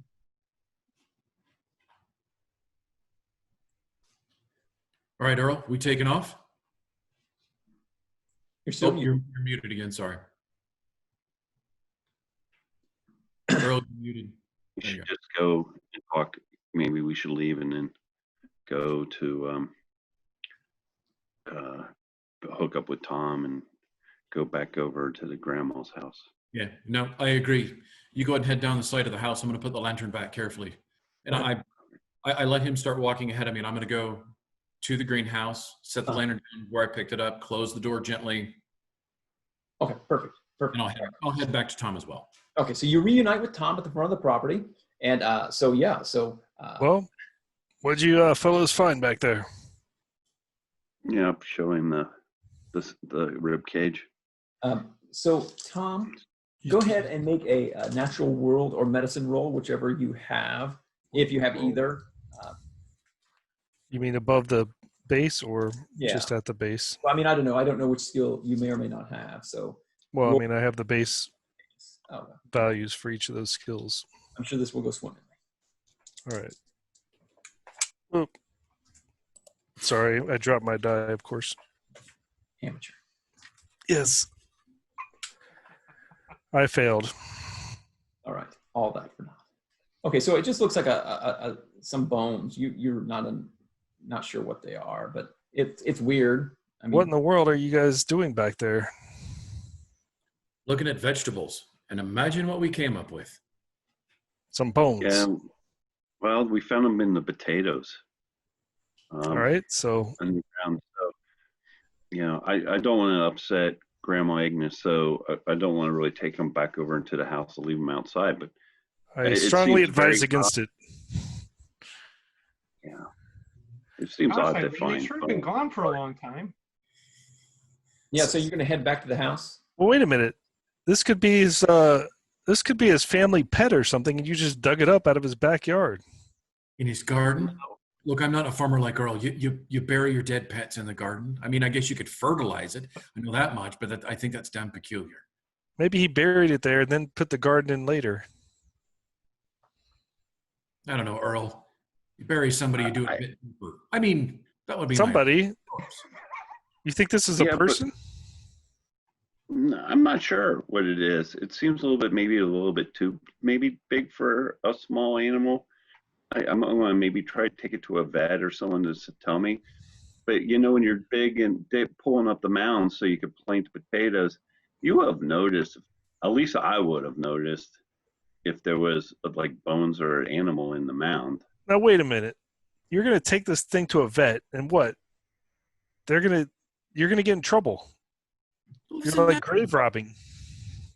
Grave robbing. You could have walked in the woods and found it. You took something out of a grave from someone else's property, and now you're going to bring it to a vet? Tom, we took it out of the garden. They're going to call the police, and you're going to get in trouble. I No, you just found it put in it the back. woods. And Toby, you hear some loud, some raised voices coming from the front of Aunt Agnes's house. You ought to put that back right now. Oh, come on. Come on, let's head back to Agnes's. We're out on the street. I'll go You're outside. You're taking that back to Agnes's? The boys are arguing. Around back, man. Keep your shirt on. God. Gosh, You never got your hands Guys- dirty before. you sure are being loud. You know, Grandma's trying to sleep. Shut it, Toby. I mean, what's the deal, Tom? Are you ready to talk to the real men here? Is that what you're trying to get at? I'm going to stand in front of Earl so Toby cannot see what he's holding. Okay. Kind of put myself in the way, as it were. All right. Tom, I'm a man. I'm 21. Is that what you call yourself? What, just because I work at my parents' shop? That's a job. Somebody's got to do it. I have to ring up customers. I have to mop the floors. A 12-year-old could do your job. You guys keep it Wow. down. We Wow, are in a Tom, neighborhood here. That's sort of harsh. I mean, They're out there. You see that, Eileen? They're out there arguing. Tom and Toby are at it again. They're making quite the scene. I'm walking towards Agnes's house. I grab Toby just like under the arm, pick up. Come on, let's go. We could talk at Aunt Agnes's. Come on, let's keep going, lads. Let's gosh, John. Okay. we could walk over here, right? We should sort this out amongst ourselves, right? At Aunt Agnes's, and not disturb the neighborhood, if you might. All right. So you get back to Aunt Agnes's house, and Eileen, you see that they're that you don't know what they've been up to. It looks like Earl's hands are all dirty, and Tom and Toby are staring at one another. So yeah, you're I not strongly advise you to wash your hands there, Earl. What's all over your hands? You don't want to What are you know, outside Eileen. doing? You do not I want to thought you guys know. went out for a smoke. Yeah, well, he slipped, put his hands in the dirt. You know, he caught himself as he fell. Earl, you go ahead and take care of that. I'll be in after you. Got a bit on there trying to help him out myself. Was Sean lying? You got dirty smoking? They're over there digging up in Mr. Corbitt's garden or something. No. Or It Mr. wasn't like Corbett's that at all. garden? What's in there? No. Potatoes is what I'm thinking. Toby, what do you think's in a garden? Take your first two picks. So he either fell or he was digging in the garden. What is it, Sean? Vegetables? You found vegetables. It's fine. Earl, you go ahead. I'll be right there behind you. Gosh, there's leftovers if you guys are still hungry. I might take some. It's getting late. Are we staying the night? Or are we headed back? I don't So I know. go to the house and while people are watching. Is there a bus? No, there's not a bus. No, not this time. Not this time of night for certain. No, you would not have made arrangements to spend the night here at Aunt Agnes's. You would have gone home. Can one of you give me a ride home? Yeah, I'll give you a lift. All right. So you retire for the evening then? I was planning on staying. I just figured my parents would pick me up. Toby, if you need to, I can give you a lift home to your mom and dad's. Gosh, that sure would be good, Sean. I'd appreciate that. Oh, sure. Sis, you staying or are you what your plans are? Going home. Let's make You sure, don't- No reason to sure stay here. Agnes is in bed. Oh, okay. So yeah, you wake her up, take her up to bed, and she retires, and then you all go your separate ways, right? Mm-hmm. Okay. So here we'll take our break. All right. So next day, you've all returned home. Slept for the evening, gotten up, and new day. So kind of tell me, so you saw some strange things yesterday evening about your neighbor who you normally hadn't really given him a second thought, but after some of the strangeness that had gone on, maybe that's not the case anymore.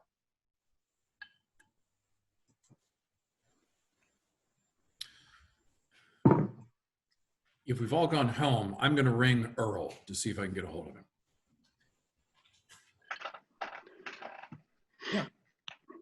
Yeah, Earl picked up. Yeah. Earl, Yes. regarding our discovery from the other evening, what have you found? Well, I haven't gone to the vet yet. I was just about ready to leave to go and have it reviewed. I was just going to tell them that I found the rib cage and the sternum in the woods outside the back of my farm. So it's showing I should be able to be back in about a half hour. Oh, He's just down the road. I've got most of the time of the day to myself. I'm thinking about rounding up the other family members. I wasn't able to sleep well last night with what we discovered. No, I didn't sleep well either. I didn't think it. Things just don't seem to be exactly how they seem on the surface. You know, I'm not really very keen on people who are hiding things. I've had enough of that during the war, and so I just want to go to the vet and see what we can find out. all right. You know, I'll let you know. All right. So Earl, as you're traveling to the vet, you happen to recall that Eileen is actually she's had quite a bit of education, and you know that she's studied a little bit of medicine, and you know after what Tom had mentioned to you about the potential risks of going to a vet and having this information exposed. That crosses your mind.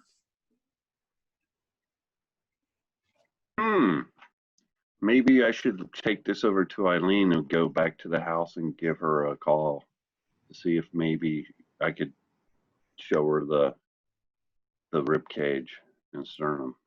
All right. So I'm sorry. Are you going to go over to her house or call her?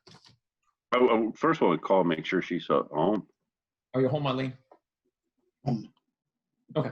Oh yeah, she is. So I'll jump in my Model T and head on over. All right. So Eileen, shortly after the call, Earl arrives, and you're there. You're home. I'm not sure what you're doing, but you're there enjoying a pleasant Monday. Tea and breakfast. So Earl, you arrive, and there's Eileen enjoying breakfast. Do you treat Earl to some breakfast as well? Yeah, please come in. Toast, eggs. I just made extra if you're hungry. No, thank you. I ate at home because if I don't eat the eggs when they come, I have too many. Actually, if you want, I have a couple dozen in the back of the Model T in the truck. So if you want some more, I could provide you some. That would be lovely, Earl. Thank you. What's this about? Why have you called? Well, let me. I'll get the eggs and let me get something I need to show you.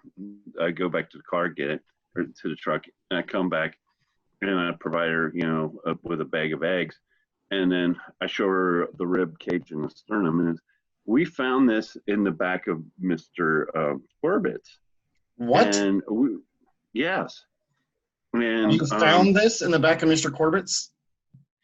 Well, let's not get into the details, but my question to you is, can you tell what this is? It looks like there's ribs from an animal or maybe something else, and there's a sternum attached to it, so like the front of the part of the body, and I just don't understand. All right, I was hoping maybe you could identify it. All right, I'm sorry. Eileen, make a natural history roll. Yes, 19 out of 20, I think. Yep. Oh, perfect. All right, well, good. All right, so you you look at these, and again, you had studied a little bit of anatomy in schooling, and you notice right off the bat that these are too large to be an animals, right? And you are quite horrified to realize that these are the ribs and the partial rib cage of an infant or a young child. Go ahead and make a sanity roll. That's not normal. Well, I succeed at my sanity roll. all right. Well, again, 60 out of 50. So again, it's a bit odd. I mean, they're caked with dirt, and your relative Earl just handed them over to you, saying that we found them in Mr. Corbitt's. Do I ever recall Bernie having children? You don't know about that, actually. He was married, and his wife died, but you don't know the circumstances. Earl, we need to take that back to Mr. Corbitt right now. I'm not really. That's sure not an what you animal. could do. Well, That's a child. You're holding the bones of a child. oh, that's You terrible. found this in his backyard, just laying there.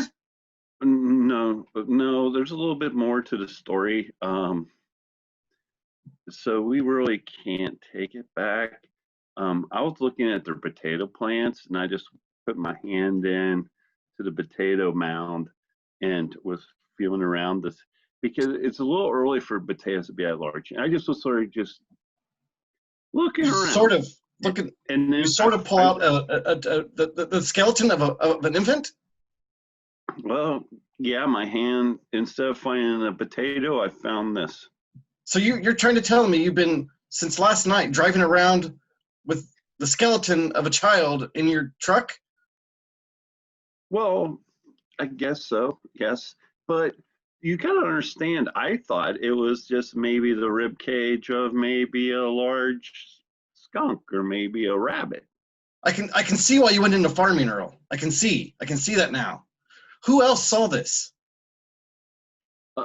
Sean. Just Sean. We need to gather the family. We need to talk about this.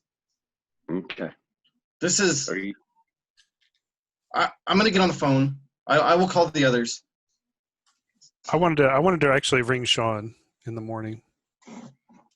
Something we must talk to Mr. Corbitt about this. If either I don't remember him ever having a child. He was married. Maybe he doesn't know it was there. And if he does, then we must get the authorities. All right, so Sean, you get a call from Tom, and Eileen calls Toby.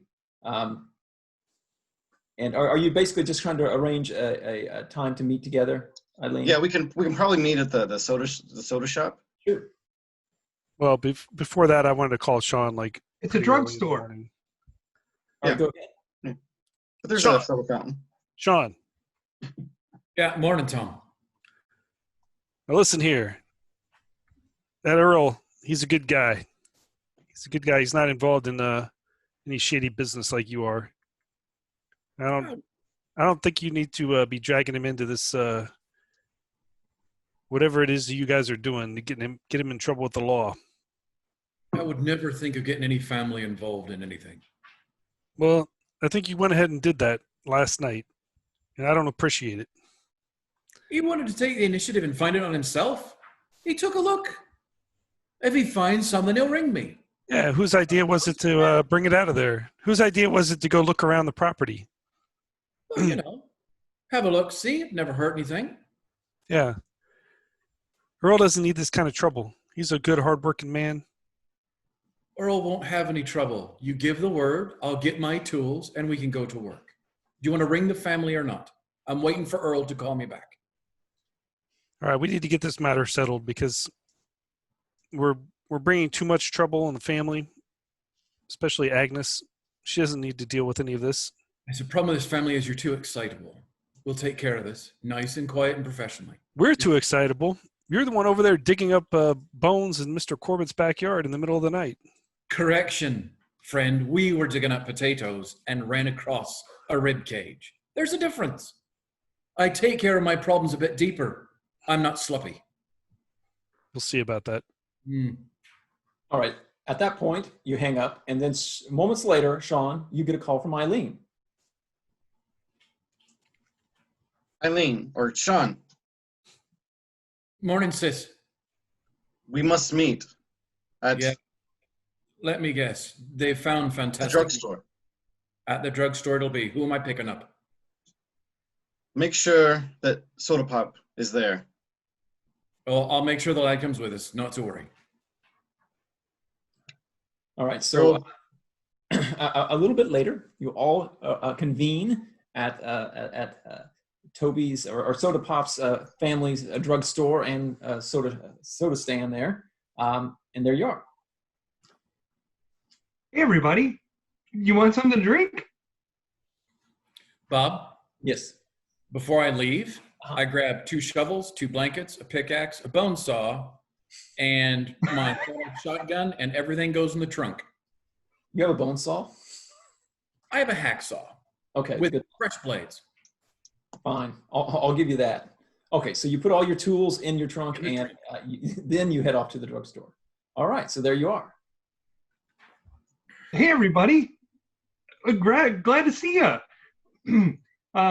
You want anything to drink? Egg custard? Toby. I can make you a float. We need to talk. Green River? Moxie? We got all the popular flavors. How do you get anything done, lad? I don't think you have anything like what I want. Toby, calm yourself. Listen, we all need to go outside. We need to have a conversation. We need to go on a short walk. All right. I guess I'll just tell Mom and Pop that I'm gonna go for a walk with all of you. They'll understand. Yeah, probably. They don't really want me in the shop anyway. I just kind of get in the way. I couldn't imagine why. All right, let's go. All right, so out on the streets, it's Monday, so it's a fair amount of traffic, but it's nice weather. It's another sunny day. But what's Turn this all down about? We'll turn down a nondescript street where there's not a lot of traffic. Okay, sure. Well, What's this all about? Earl, he showed me what he and Sean found behind Mr. Corbitt's house.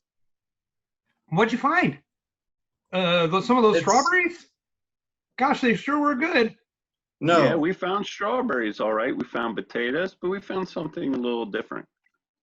They brought to me a rib cage. A rib cage?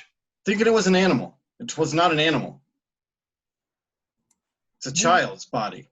They brought the skeleton of a child out of Mr. Corbitt's backyard. What does that mean? What are we going to do? I don't know. We need to either talk to Mr. Corbitt or call the authorities. Gosh, why do you think Mr. Corbitt would have that? I don't know. My goodness. I don't ever remember him having an alien?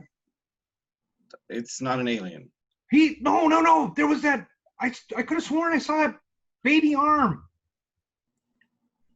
You might have seen something that you thought you saw. I doubt seriously. It's a little green. We were talking about it being a turnip, but I could have sworn. I mean, it looked like a human hand, or like a baby's hand. We don't need any hysterics right now, Toby. Those are outlandish speculations at this time. What if he's from Mars or from another planet? What are we gonna do? Maybe we should go back to the shop. Talk as adults, and maybe Toby, you just listen for a little bit. I'm an adult. Is that okay? I'm an adult. I got a lot of information. Let's not bring up your science fiction dreams. There's a lot here that's not adding up. So the bloody rag. What Toby sees, the skeleton of a child. A skeleton of a child could be someone buried on the property. If he said he reached down, it wasn't very deep. Well, why would they bury him in a potato garden? We don't know how long that child has been buried there. Actually, yeah, not long. That corpse, the skeleton, the surface, wouldn't it? It hasn't been there very long. Toby, let Eileen speak. It hasn't been there very long. It's not an old skeleton. It's not. You can tell that? Yes. All right. I trust you. I know you've had some education. There's something amiss here. I'm hoping Mr. Corbitt can explain. All right. Well, first thing that's amiss is somebody was digging up in his backyard when they shouldn't have been. No, I agree. That was. I'm hoping he can explain what planet he's from. And I don't know. It's not a planet. I think we should be asking the man what's going on. If it's a rib cage of a child, then we take care of the monster ourselves. All right. Well, we can confront him about it and see what he has to say. Nobody's calling anybody a monster. There could be a perfectly reasonable explanation for this. That's right. We can. Yeah, he's from people. In the potato. Hey, no, I don't think so. It's perfectly legal to bury someone in your backyard. Really? It is. Not in the garden, Tom. Think, man. Make Well, a I think roll. Potatoes? It's up to him to decide where he buries. Oh my God. If it's a relative of his. We ate that food. We ate the potatoes. All right, everybody make a sanity roll. They were fine potatoes. I failed. I failed. I made it. I mean, Good eats. All right, so if you fail, you lose 3 sanity. Yep. And so that was startling. I mean, again, you realize that the circle of life there, that's a bit too real for you. A little too close. Yes. We ate that food. Eileen will feel a little flush and lightheaded from the thought of eating potato body. For lack of a All better right. Well, I think Yeah. we should go to Mr. Corbitt. Well, We Shouldn't should we go to the confront him with cops? this and see what he has to say. Yes. well, And maybe then, should Toby, we- you can find out what life is like on Mars or wherever you think he's from. well, it's just conjecture. I mean, don't you think it's strange? What I'm trying to say is stop bringing it up. I don't think we need to go with hostile intent either. No, we let him explain himself. We Oh. go from there. Well, how are we going to explain it? How we were looking at the potatoes, and I mean, it was truly an accident. But my only concern is I pulled out the rib cage. What if there's a skull still left in the potato mound? Well, the skulls usually go with the rest of the body. So you guys want to Well- go by the house then? Yeah, we're on our way to Shouldn't he the. talk to the authorities himself? We don't know what's going on, Toby. And if anything, we're going to get in trouble for having dug this up from the yard. Well, if maybe it's we bring it up Even if you found a separately. human in his potato patch? That's right. All right. Whatever you say, I'm- Tom. I mean, I'm guess not we one could for talk. deceit. I'm not one for deceit. But maybe we just tell him that Agnes needed some more potatoes. They were delicious and she wanted to make more. So we casually went over to get some more out of the garden, and that he wouldn't mind, that we didn't want to bother his rest. And we found it. That's Eileen, of course, is thinking with her head straight. I went over, picked a couple potatoes, and a rib cage came out with it. You can blame me if it makes you feel better. Well, I do blame you, and it does make me feel better. Thank you, Tom. Wow, Tom. I thought you were just upset at me all the time. And now you're giving it to Sean. This is a great day. I mean, it's horrible. We found the body of an infant in a potato patch. Focus, lad. Focus. Now, Toby, if you could just stay back while we approach the house. You Sure thing, Eileen. You got it. All right. So the next day, you're back at Mr. Corbitt's house. You're fortunate because you know today's Monday, and Mondays are the day where Aunt Agnes goes out and she gets her hair done and she visits her friends. So she's not at home, so you don't have to worry about disturbing her. But there you are in front of Mr. Corbitt's house on a Monday, mid-morning, quiet day in the neighborhood for sure. He said he was going to go to work. Would I He see might- this vehicle out front, or did I see the vehicle that pulled in last time? You don't see the vehicle there. Okay. But they did see it last night when they were looking around the property. Yes. And okay. All right. So you you stop by. Aunt Agnes is not home. You go up to the door. Yeah, knock. So you knock on the door, and okay. So you're all up there, right? All up there. Mhm. Okay. So go ahead and I'm make up there. a medicine roll. Listen, Yeah, please. No. 95. Wow. Again, I got a 1. Wow. Oh, Yeah, I was going to say I got a critical success as well. Okay, for sure. So what happens is that Eileen and Tom go up to the door, and Earl and Soda Pop, you're kind of at the foot of the steps, not up on the porch. Don't want to rush the man, if you will. You knock, and right after they knock, Soda Pop and Earl, you hear some sounds in the basement, some clattering around again. And it happened like immediately after the door was knocked on, almost as if it was in reaction to the door being knocked on. Earl, did you hear that? It sounds like there's some commotion in the basement again. Yeah, does it sound like the noises we heard after the lights were out last night?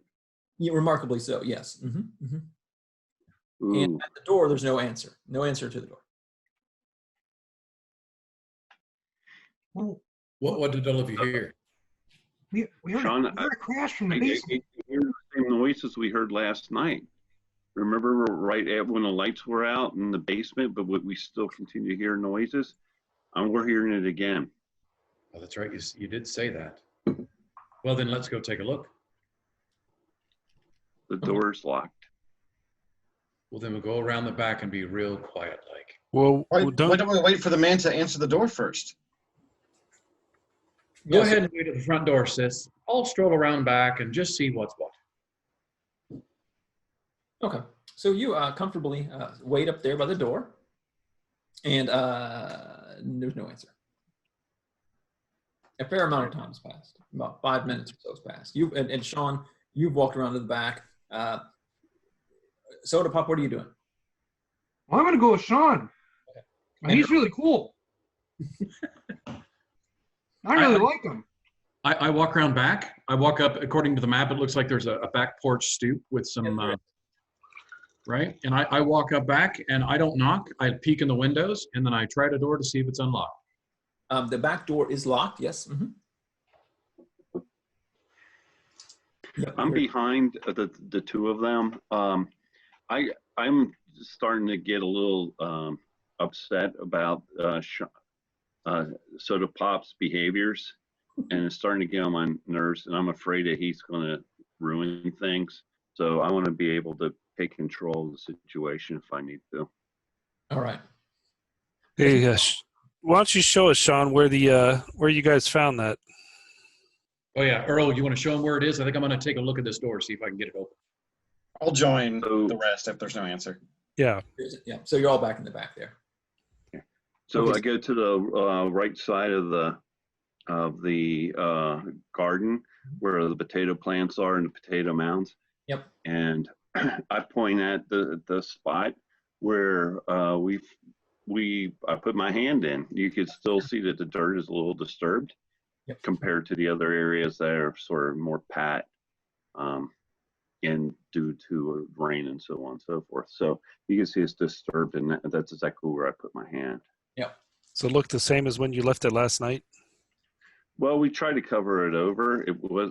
But it looks like how it looked last night. Yeah, when we left. With a suspicion, are there any other mounds back here in the backyard now that it's daylight? Well, okay, so obviously now it's much easier to see things. The garden looks really well tended, and the plants look great. They look really, really, not, I wouldn't say unseasonably large, but they are at the peak of where they should be, or where they could be potentially. But you see that it definitely looks like the soil is rich in that garden. And then of course there's the greenhouse, which is there as well. Well, did you try searching in any of the other mounds? Yeah, search around.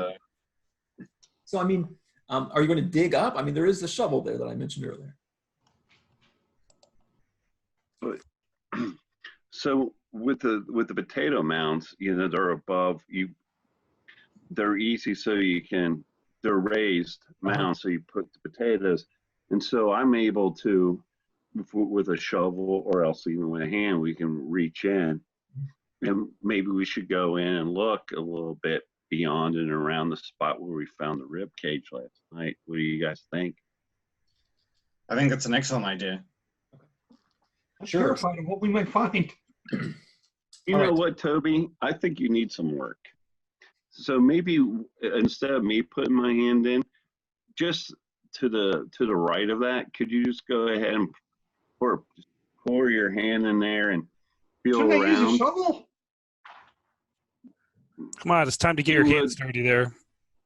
It would Wow. damage the potatoes. Get your hands dirty like a man.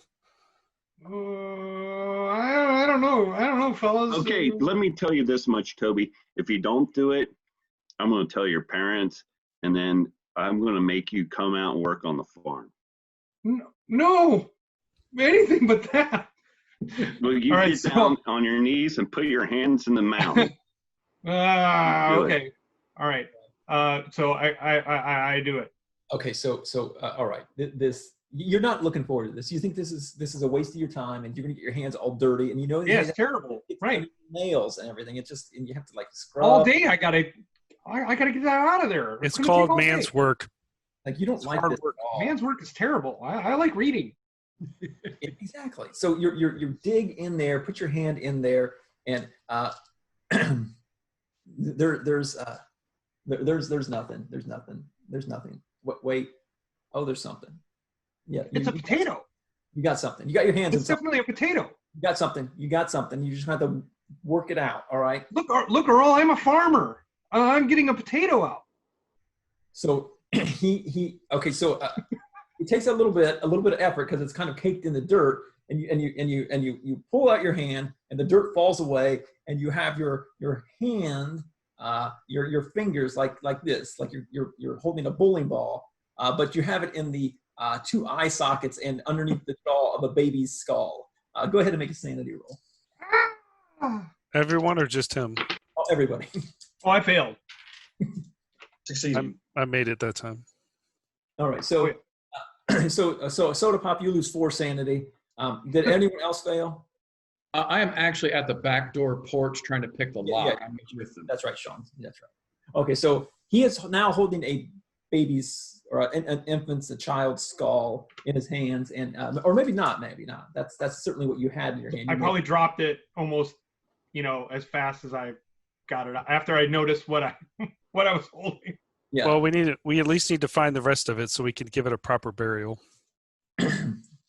All right. So We should call the cops.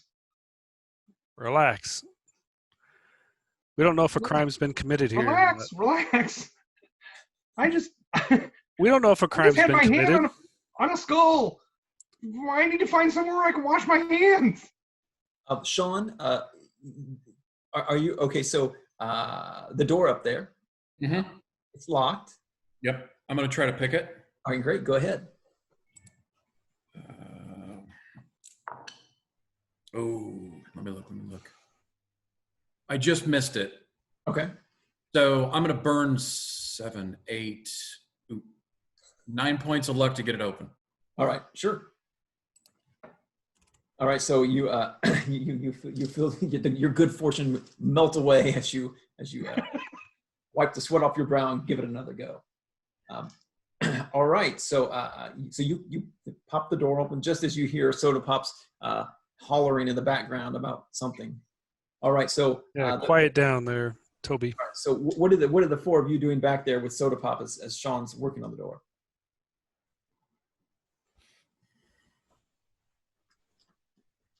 I'm just marking or counting off the crimes that are being committed. I'm going to back up a bit and take a peek in the greenhouse. Okay. Girl told me to put my hand in there, and there's a skull. Don't grow up. Is this normal when you're farming? All right. So You needed to spend some time in the war there, Toby. Be a man. I don't think anyone should spend any time in a war. That sounds terrible. all right. So It's meant to catch a breather. It's meant to catch a breather, but she's also going to look around. All right, good enough. Okay, so you go into the greenhouse, and again, like I described before, that humid air hits you, and inside the greenhouse, under the light of day, it does seem to be, quite the scene in here. Really, some very very unusual looking plants, really. So as you're glancing about, go ahead and make like either a botany or a natural world roll, whichever's better for you. Natural world, 17. So Oh, great. Yeah. So is that just like a regular success there? regular success, yeah. So definitely many of these plants are quite exotic. We're talking about plants that have come from Asia, Africa, South America, and are extraordinary examples of their kind. In terms of the vibrance of their color and the variety. Definitely, Bernard Corbitt knows his stuff if he's able to grow these plants in here. Nothing out of the ordinary. Well, I don't know. It's hard to say. You would say at first blush, definitely out of the ordinary because Yeah, are hard to grow. He has some orchids in there that you think would require a deft hand to nurture, and there are some plants that you've never seen before. But again, I don't know exactly if you consider yourself quite the botanist or not. No. It's very unusual. Amateur at best. Okay, certainly. So yeah, so there are unusual plants in there for sure. Okay. Looking around, there's some that are brilliant orange and some that are purple, and it's unusual. All right. Take note of that. Okay. And what are the rest of you doing there? Sean, the door is open. Pop. So yeah. Can I step in? Can I step inside the room that I? Yeah, for sure. It is. You're in you step into the kitchen. Okay. And it's it looks very, very functional. It doesn't look anything extravagant. The man is a bachelor after all. He doesn't look he does much entertaining. Right. Is it fairly clean? Are there dirty dishes in the sink? It is fairly clean. Exactly so. It's not fastidious, nor is it a mess. It's fairly clean. Is there a scent of maybe that breakfast was made? Do I smell anything in the kitchen that might linger? Yeah, for sure. It looks like he had there are some plates there. They're in the sink. It looks like he had some eggs. I can tell there's some water on the plates, so they'll soak, and you assume that he'll clean it all up when he gets home. Okay. All right. So in the backyard, Eileen's in the greenhouse. Soda Pop, Earl, and Tom. What are you all doing? If I see that Sean has gone into the house, I'm going to go over to the door to observe him. Okay. And remind him that we have, we're into trespassing, vandalism, grave robbing, now breaking and entering. Breaking and entering. Who was breaking and entering? The door was open. I heard a disturbance. All right. So, Pop and Earl, are you going over as well? Earl, do you think we should try to find the rest of the bones? Maybe we could, but I think maybe we should follow Sean. But they might all be connected in the same spot. Well, it appears that it was, because the head was just to the right of the rib cage. We dug. I'm sure we can find the arms and the legs and the pelvis and backbone as well. But this is not good. I'm trying to be very calm here, Todd, or Toby. And if you need to keep it together, so I would think it would be better if we stayed with Sean, so that you don't break down. Don't you think? What do we want to do with the skull? Carry it. I'll leave that to you. No, I think you need to grow up and you can carry it for a while. Well, I'm not picking it back up. No. Toby, really, you don't want to. I'm sorry, Earl. Angry. I can't. It's not about anger. I just don't want to touch it again. Okay. I've tried to punch him in the face. All right. Well, we knew that was going to happen, Toby. All right. So swing away, Earl. Family matters. Dismissed. All right. So I'm going to spend the 5.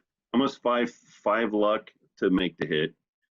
You can't spend luck in combat, I'm afraid. Oh, okay. Well, then I missed. So if we're not Hey, Toby, Earl takes a swing at you. I run towards the house because I'm gonna look for Sean's assistance in these matters. All right. Do I hear a ruckus? At first, it's just not fair, frankly. But anyway, I run towards the house. All right, fine. And Eileen, what are you doing? Are you still in the greenhouse? If I would have heard the ruckus, I would have came out. Yeah, you definitely hear the ruckus. There's a ruckus about. So you go into you see that Earl is angry with Toby, and so you go over there towards, and you see that Sean is in the house, and it looks like Earl or Tom is there on the stoop looking in. It's quite the scene. Listen, boys, I'm going to call you boys because that's what you're acting currently. There's no need for this. Don't wrap me up in this, Eileen. I'm not, Tom. Please, my annoyance is with them. There's no need for this sort of shenanigans to be going on currently. We have other matters at stake. There's a baby skull laying feet from us. Earl told me to pick it back up. I don't want to touch it again. You don't have to pick it back up. Just leave it. Just leave it. Earl, I want Toby to be a man just as much as anyone here. But we're forcing him to be involved in these crimes that we're committing. I don't think he threw a punch at me. That's really uncalled for. I'm just trying to be rational. If he doesn't want to pick up a baby skull, I think that's perfectly sane behavior. Isn't it normal? That's normal. Completely normal. An infant skull, Eileen? Did I hear you properly? Yes, we found the skull to the skeleton that you dug up last night. All right, just leave it. It's not going anywhere, obviously. Leave it. Let's see what we could find in here. We'll involve authorities as need be. Let's find some more. Let's just, come on, everybody inside. Oh, all right. I'm not going in. Well, if we're leaving it, maybe we should have Toby dig it back and put it back in the ground. Just leave it. Tom, I know it's not right, but neither is what we're discovering here. I think there's something amiss. Maybe Bernie's hurt. I don't know. Maybe we should go in and check this out. You can go in. I'm going to wait out here. All right. So he has an infant buried in his vegetable garden. So the four of you going in then? Yeah. Okay. All right. So again, like I described, the kitchen's very, very nice. It's clean. No big messes. The dining room, is off to the side there. It doesn't look like Mr. Corbitt does a lot of eating in there. There's a small kitchen table where he seems to take most of his meals. There's and then the rest of the house just opens up, and so you can kind of explore as you want, because his house seems to be very, very quiet. You think we should try to find the basement? That's where all the noise was coming from. That's what Earl said. He said there were noise. Well, let's look about. Okay. Bob, would I have noticed are there like cellar doors that would have opened up in back? No, you don't think that there is an entrance to the cellar from the outside. Okay. So since I'm in the kitchen, I don't know how big the kitchen is, but I'm going to look for a stairway leading down to the basement. Yeah. So not in the kitchen, but again, there's an entrance. You go into a small pantry, which looks like it's just stocked with normal materials that you would expect. You go into then the other way out goes into a living room. Well, not so much a living room. It's a front room that he appears to use as a study. There's a considerable bookshelf there where he appears to have quite the collection. A desk, and he appears to do quite a bit of reading. What kind of books does he have? Toby, that's a great question. Mr. Corbitt is not. You're a little surprised at his selection in reading materials. He appears to be very, very have a diverse reading tastes. Some that really do kind of stray into areas that you would not expect. He appears to be a bit interested in magic, right? He's an amateur magician like that Houdini fellow, because he has this book here called True Magic. which would appear to be probably full of tricks, you would assume. And then he has other boring books out around there. One of them, this is interesting, it's called 20 Experiments in the Occult. That is sure to be a fascinating reading. Yes. And he has a bunch of other books of varying topics along the similar lines. He does have a series of books which appear to just be journals, right? About 14 or so journals where he has taken stock of his life and recorded the events in these books. So yes, there's all kinds of books here. Appears to be quite the well-read fellow. Can I have a look at the most recent? I mean, the one on the end. Like what I'm guessing is the most recent journal, or the one that may have been written in lately. Yeah, for sure. So you find the one that that does appear to have the most recent dates in it. Remember, this is June, so and so you kind of leaf through it, and it seems to be quite dull, to be quite honest with you. And so you start maybe back a week or so, and so as you read through these things, very few catch your eye. Right, but you do run across a few that do, and so an example. I pointed out to Eileen, like, Eileen, have a look at this. Look, there's like some kind of journals. What do you have there? And I'll look at at the Mr. books. Corbitt's writing. Yeah, I'll look at the books that he has there on his shelf, and then also the. All right. So again, as I described,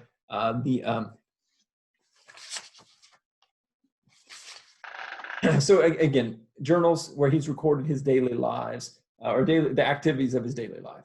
Reading back through it, you find a few entries which are, above or outside the norm, right? Or at least strike you as a bit, such as this one. May 25th, a week or so ago. Tomazeski is growing fractious again and demands ever more compensation for his efforts. I look forward to the day I no longer have to pander to his misbeliefs.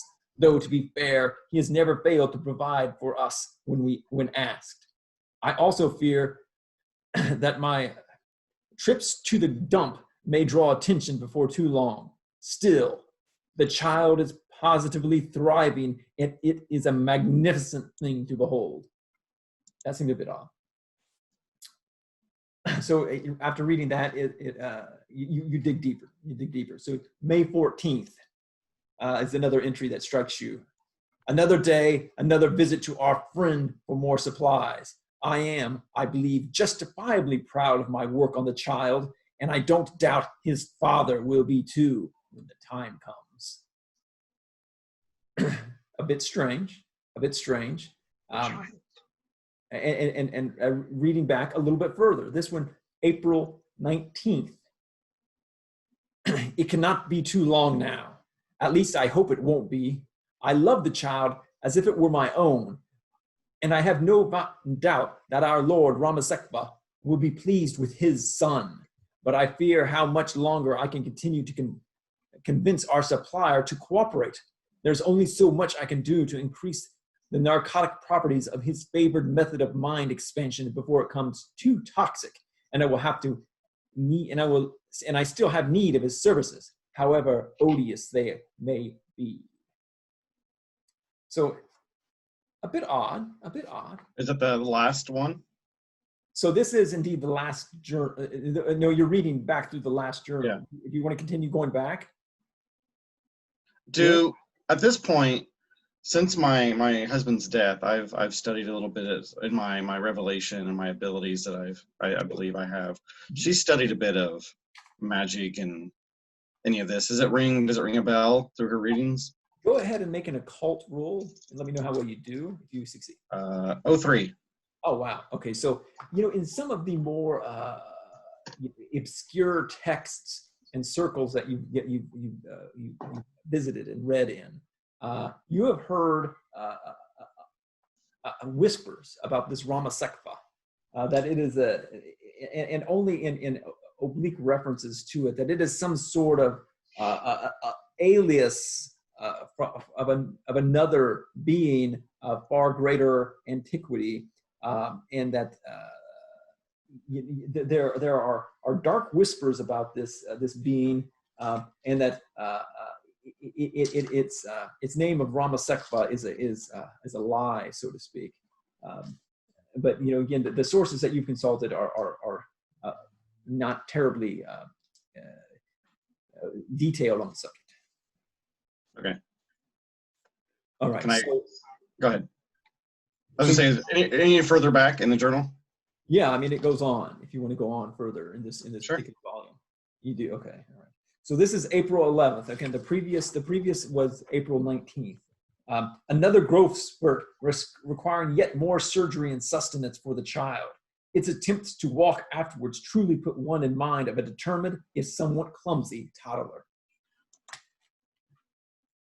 You think that's the child out in the potato garden?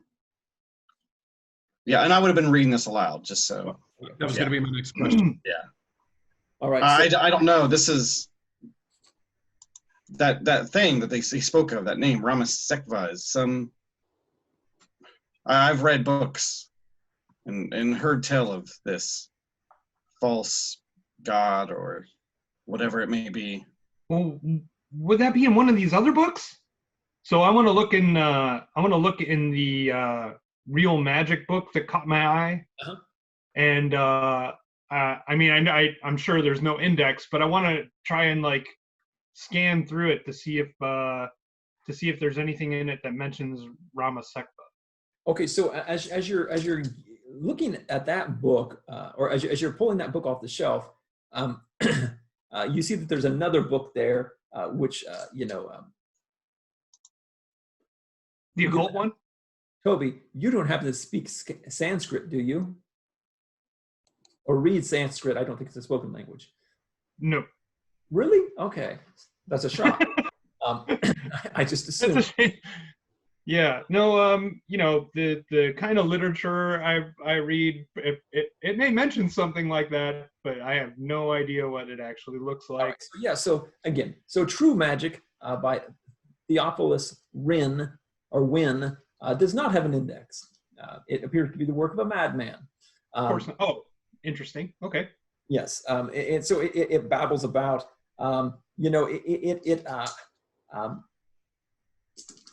so go ahead and make a read English roll. We'll see how well your reading has served you, Toby. Oh, I don't even know. Is that just like an intelligence? No, it should be your education times 5 as a base. Okay. It should actually be there. In the skill list? It should be. It matters not. I rolled an 11, so I think that's pretty good. Oh yeah, excellent. Nicely done. So definitely, my intelligence is 65. So the bottom,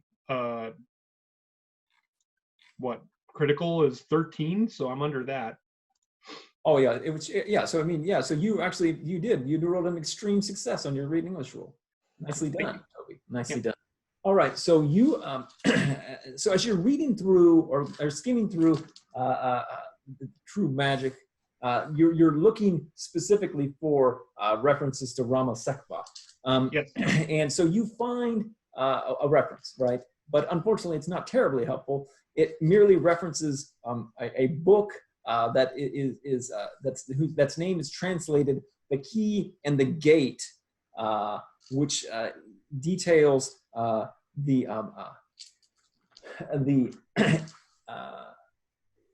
being known as Rama Sekba, which is. I'm reading this aloud. Yes. The being known as Rama Sekba, which is a manifestation of Yog Sothoth, and then it kind of trails on. It's basically that is the only reference. It just talks about how in this book, The Key and the Gate, it discusses the nature of this alien entity, being, or whatever it is, and it's so yes. I told you, from outer space. Exactly. All right, so there you are reading away at this in Mr. Corbitt's library. when you again, you hear some clattering down in the house. Now again, it's louder here because you're in the house. It appears to be coming from the basement. Before we proceed, I want to poke my head out the back door and have Tom join us. Tom, you've got to come in here. There's some strange going ons. It's madness. At least that. I agree. This is madness. Good luck. All right. So I'll be out here. I'll be out here if you really need me. Tom, you're so stoic.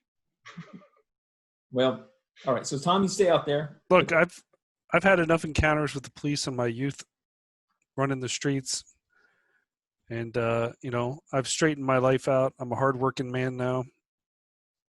I don't like getting involved in this kind of business. All right. So you're my family. I'll protect you if I need to. All right. Do I hear Tom say any of this? Probably. You're used to him. I stick my head out. I stick my head out the back door. Are you really? This is how you're going to be now. You straighten your life out. You and I got about as much trouble together as we used to, and it won't be the first or the last time with those of the law. So get yourself in here. We need your help.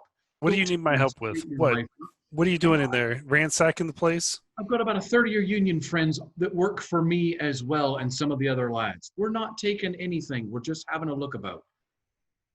We'll have a look about and then get back out here. Very frustrated that I can't convince him. Do you have anything? Did you find anything? What do you have to tell me? Dark things. They're not from the church. They're definitely not sanctioned, but it seems real. And for once, Toby doesn't sound like the ramblings of a madman. Creatures and such things and magic. Just you won't believe me until you see it. So just come on, just inside. Come for a moment. If what you're saying is true, probably all the more reason to have someone out here acting as a lookout in case he comes back. Biggest coward I've ever. Fine. You keep your lookout. Learn to whistle. Why don't you? And make it loud. I go back to the house. Just finish up whatever you're going to do quickly and get out of there. And I'm mumbling and cursing under my breath. What a no good loss. I can't believe it. For sure. It's a frustrating situation. So I've got my own cigarettes now. Thank you. So I go back in the house. Well, people, and I have a renewed interest now in finding this basement door. For sure. Oh, okay. So yeah. I mean, I'm sorry. You were momentarily taken in by the library, but you see that or not the library, so to speak, but it's study. But again, there's a hallway, and the hallway leads quickly to a stairs in the front entrance, and the stairs go up and stairs go down to the basement. Okay. All right. So down to so you go down to the basement. Yes. Is there a basement door, or is it just a stairway going down? Okay. So no, the basement goes down to like a little landing, and there are so essentially it goes down to a landing, and then there's doors on either side of you. So yeah. Oh. All right. Well, I'm going to sneak down the steps. I'm going to be as quiet as I possibly can, and I turn and I look at everyone before I begin my descent. I say, shh, and I, begin to very quietly go down the steps. Okay, for sure. Okay, so let me see. So you go down very quietly, and again, you're not the one you're making noise really in here. So we hear the rattling still. Yeah, you do. Can I tell if it's coming from the right or the left? Right, two doors on either side. You definitely can tell that it is. It is coming from the door that you go down the steps. The doors would be to your left. So yeah. All right. I'm going to attempt to open that door very quietly. For sure. Okay, so you do, and it opens into what you really would describe as kind of like a workshop, but maybe not a workshop really. At first glance, it looked like a workshop because it had tables and things like that. But it doesn't have like a saw or woodworking equipment or things that you would normally associate with a workshop. This one, gosh, it looks more like maybe you would see like a pharmacist or like a chemist's lab, because there are beakers and bottles and scales and things, and looked like there's plants and things hanging from the ceiling. There's like a big old cabinet over there. So yeah, it's definitely it looks like a lab or something.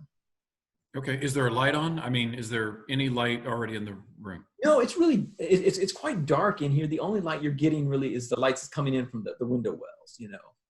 Is that pretty sufficient for me to navigate around once I enter the room? I mean, you can you can avoid bumping into tables, but you can't really make out much in the way of details. Okay. And is anybody else going down there with him? No. Oh yeah, I assumed we were all following. Okay. Yeah, or if not, at least halfway down the stairs. Okay, for sure. Okay, so yeah, so again, Sean, as I described, it's a little dark down there. You're able to walk around, but not see anything too well. Well, if it's really that dark, then I'm gonna flip the light switch on. For sure. Okay, so when you do that, and again, these lights, it flickers on. It doesn't illuminate immediately. It flickers a bit. Maybe the wiring's not great. Maybe the bulb's weak. Who knows? But it flickers a bit.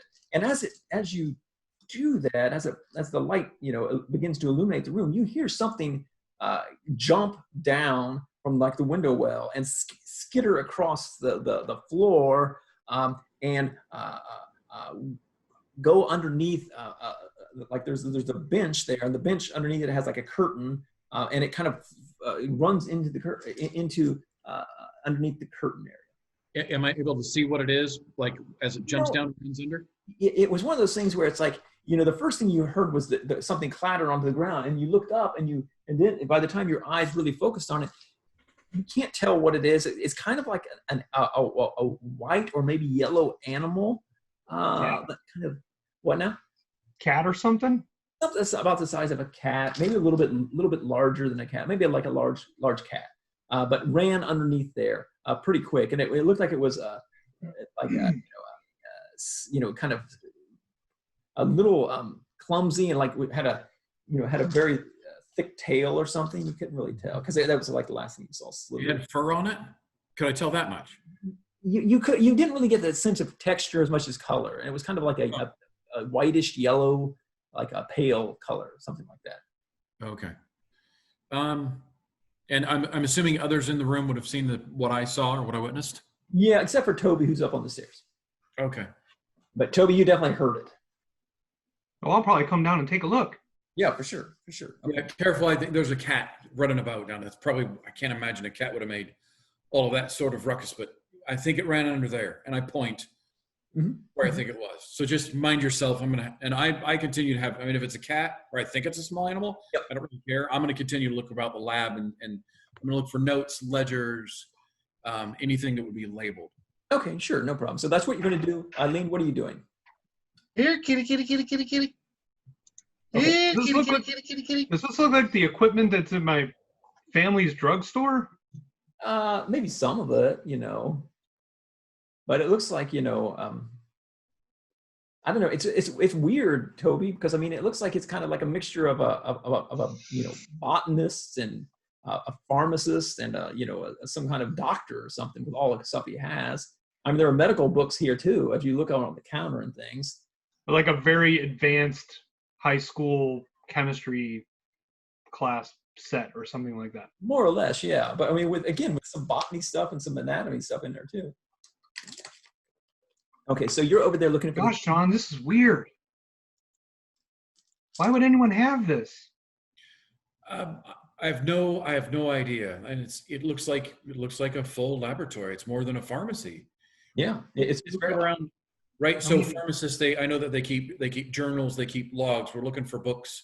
If he took notes on whatever he was doing down here, I want to be able to read it. So keep your eyes sharp.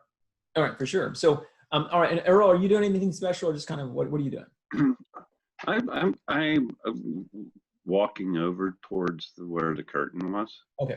Where the curtain went over.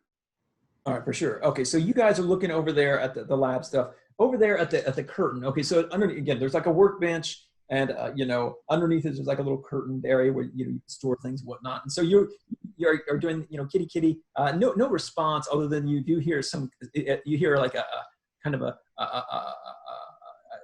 breathing behind there, but that's really it. kind of some, some rustling, some scraping and whatnot. Push anything. What's it behind a curtain? Yeah. As once push it aside. Yeah.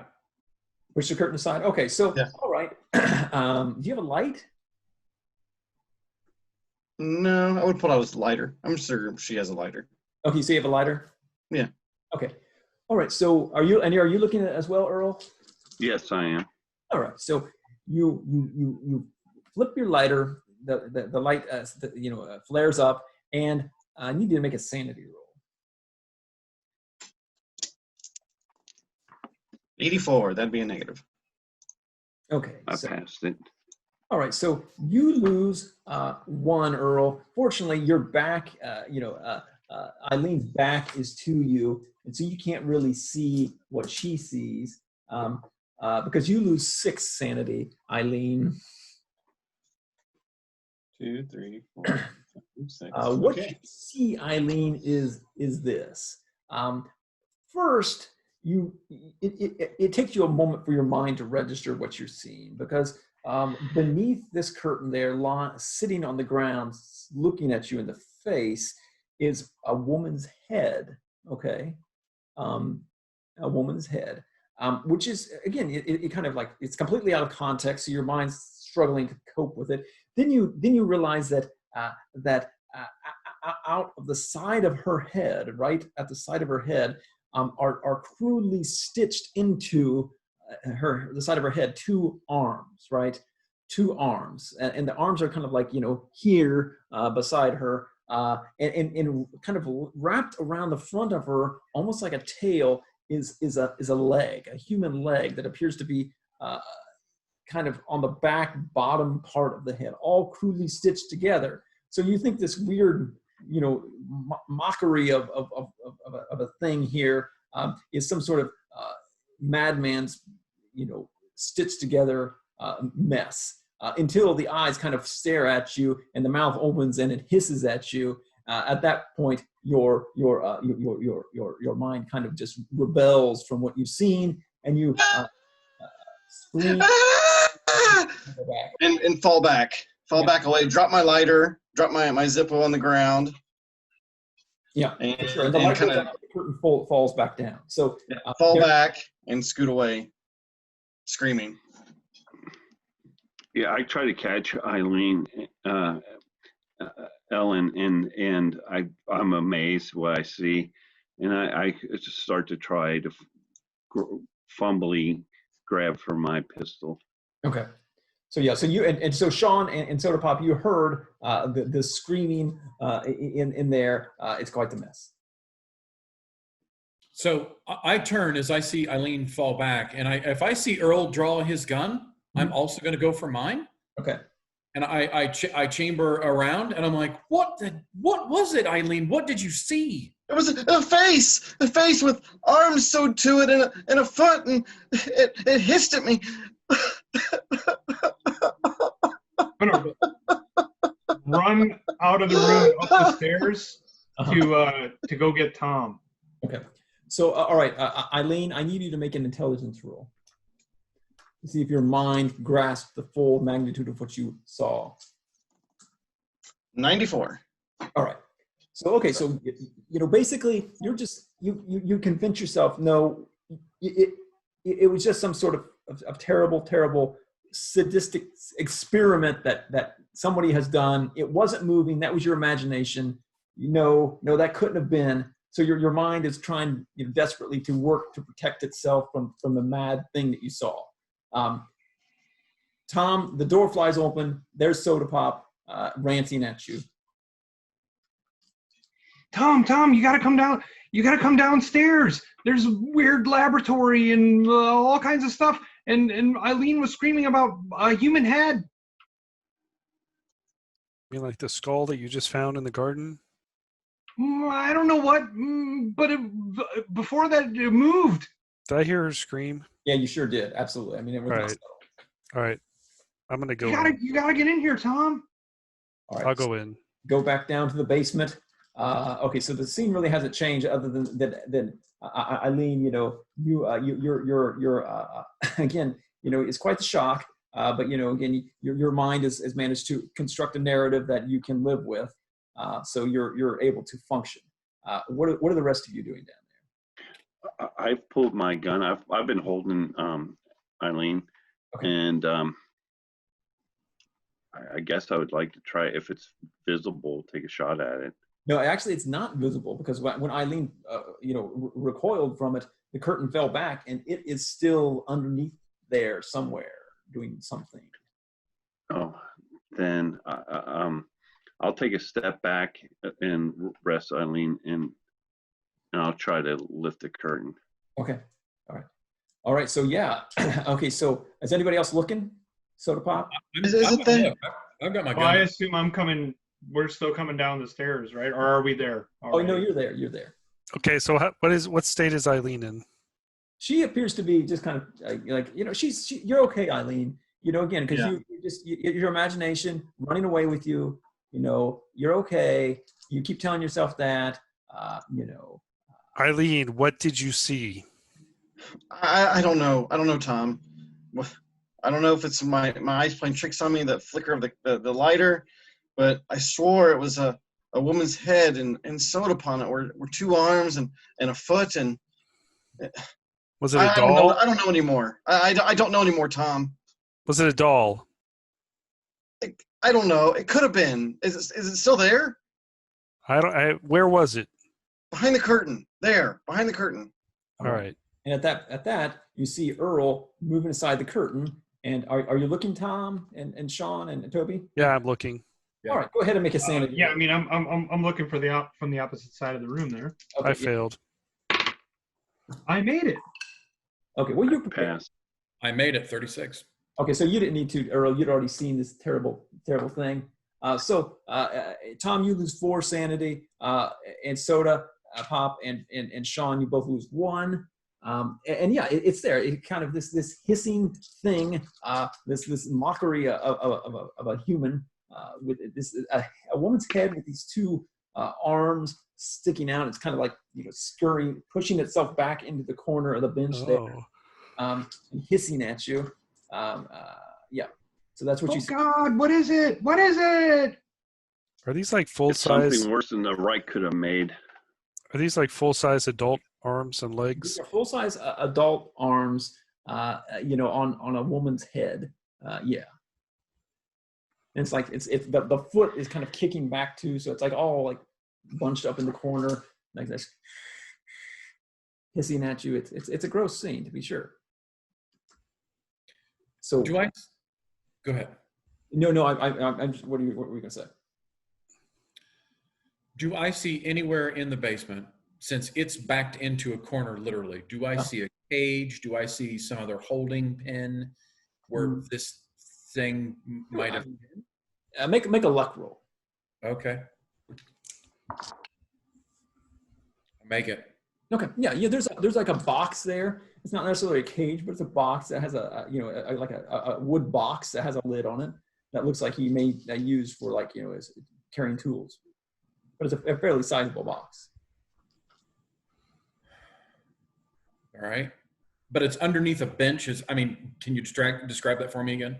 So yeah. So again, there's a workbench, and the workbench is about I would say waist high, and there's a curtain on it, right? And you moving the curtain aside, you see that behind it there are some some things where he's storing some items there. There's some there's some glass beakers and some retorts back there, and things that you've seen other examples of in the lab.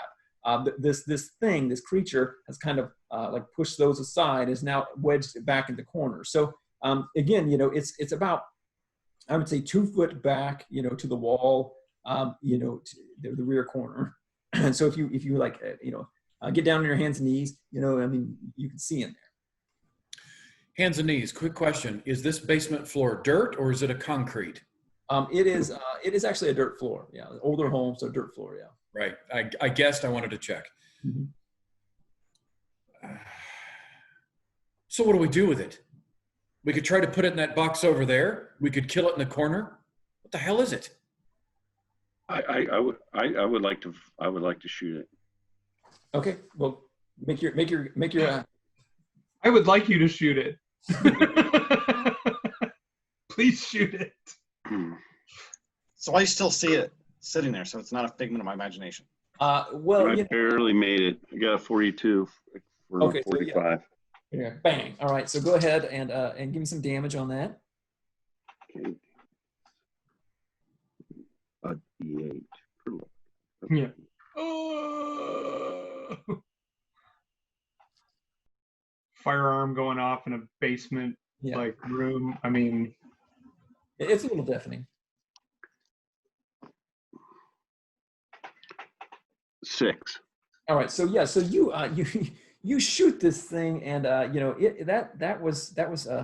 it's basically it's mortally wounded at this point. You fired a shot, and it struck it in its head, and essentially appears to have injured it significantly, and so I mean, blood and gore flies all in the the underneath the bench. And it flops over on its side and is now kicking feebly. It's no longer able to walk, and it looks like it is nearly dead. But now it's like, like doing this terrible like mewing and hissing and gurgling sound, and it's actually worse than it was before. Now in this wounded state, as it's bleeding and feebly kicking as it's kind of like trying to crawl out and like leave a streak of blood on the ground. Oh, I'm going to also take a shot at it. Okay. Yep. I'll defer to Sean, though. He was down here before me. Yep, I coup de grace. I put it out of its misery. Yeah, you do. You just kind of, it's a horrible thing.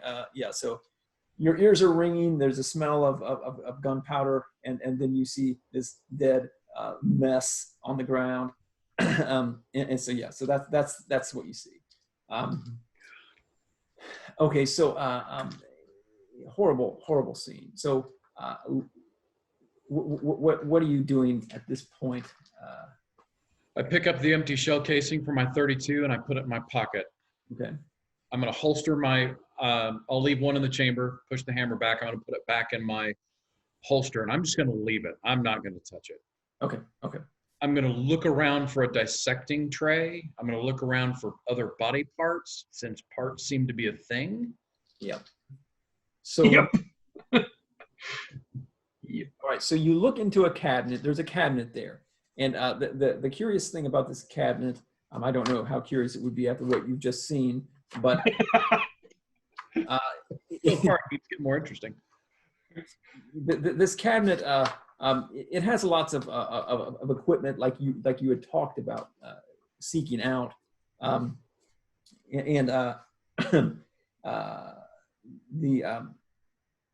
there's some scalpels and rib spreaders and clamps and other sorts of implements, right?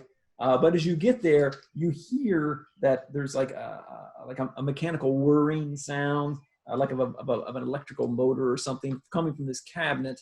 And as you get close up there and kind of like looking at the implements, there's like a drawer on the bottom of it, and from the drawer you can there's kind of like a faint cold air coming from this drawer. Is the drawer made of wood or metal? No, it's the whole cabinet's metal. Oh, the whole cabinet is metal. Yeah. Does it look like it might be a refrigerator or a chiller of some sort? Maybe something like that. Yeah, for sure. Mm-hmm. Yeah. So, yeah, I'm going to very slowly pull out that drawer. I'm going to. Okay, so yeah, go ahead and make a sanity roll. And no, I do not pass. Okay, so yeah, it's okay, so you lose 1 point of sanity. At this point, it's academic. But in the drawer is what appears to be a lot of samples of human tissue. Like, I'm not sure what you're looking at, but they're stringy things and looks like veins. It's gross, and they all look like they're very, very nicely arranged in there and stored for some purpose. So there's like they're being housed in an orderly manner. Yeah. Oh, yes, these Eileen, human. I know you don't want to come see this, but you're the smart one. You might want to have a look. I don't know. I see parts. I'm warning you for fair. I don't know what it is. It's not right. I can't tell. Fine. I don't know why you would ask me to come look at this. You're the smart one of the family. You're gonna know more. What? You know these things. I don't. I will pick myself up off the ground and go. All right, so see what Sean is. If you don't want to look, then you don't have to. I'm just saying you might want to. You might want to. All right, you go and you look at the human meat strings. Yes. And go ahead and make a natural history roll or medicine roll. I fell. It's just gore. It's more the same awfulness that you've seen in this place. And you don't know why Sean would want you to take a look at it. But go ahead and you roll the same. So while all this, you lose another 2. While all this is happening, like, I actually kind of am curious about going back to the landing at the stairwell. Yeah. And B, there was another closed door, right? Yeah, there was. I want to position myself in the landing, mostly because the gunshot in the room was so loud. Mm-hmm. And they're finding all this other stuff, and I want to get a breath of fresh air or close to fresh as possible. And so I want to walk out of the room onto that landing. All right, so yeah, so you're walking out there, Soda Pop, and this has just been beyond anything you could have prepared yourself for. This is the worst. This is of all the stories you've ever read. This makes them. This is the worst one, and it's happening for real. Exactly. So, as you're going over there, you're kind of like sitting in the landing there, as they're kind of on the far side of the room, and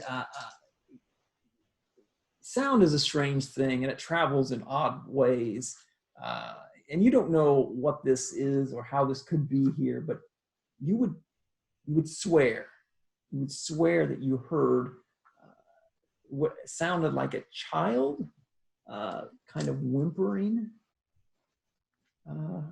Yeah. And it's like it doesn't sound like it's coming from behind you, right? It doesn't like the door that you haven't opened. It doesn't sound like it's coming from there. It sounds like it's coming from in somewhere in the area that you're already in, where your family is already in. So yeah, it sounds like it's coming from this. It's like. Is it time to just call the police? I think you're right. That time was a long time ago. And so I'm gonna go upstairs and look for a phone. Tom, before you get up there, I'm on the landing. There's like a baby crying or something. All the more reason to call the police. Let's go call the police. All right, so so we go upstairs. Okay. You and me, Tom. We'll go upstairs.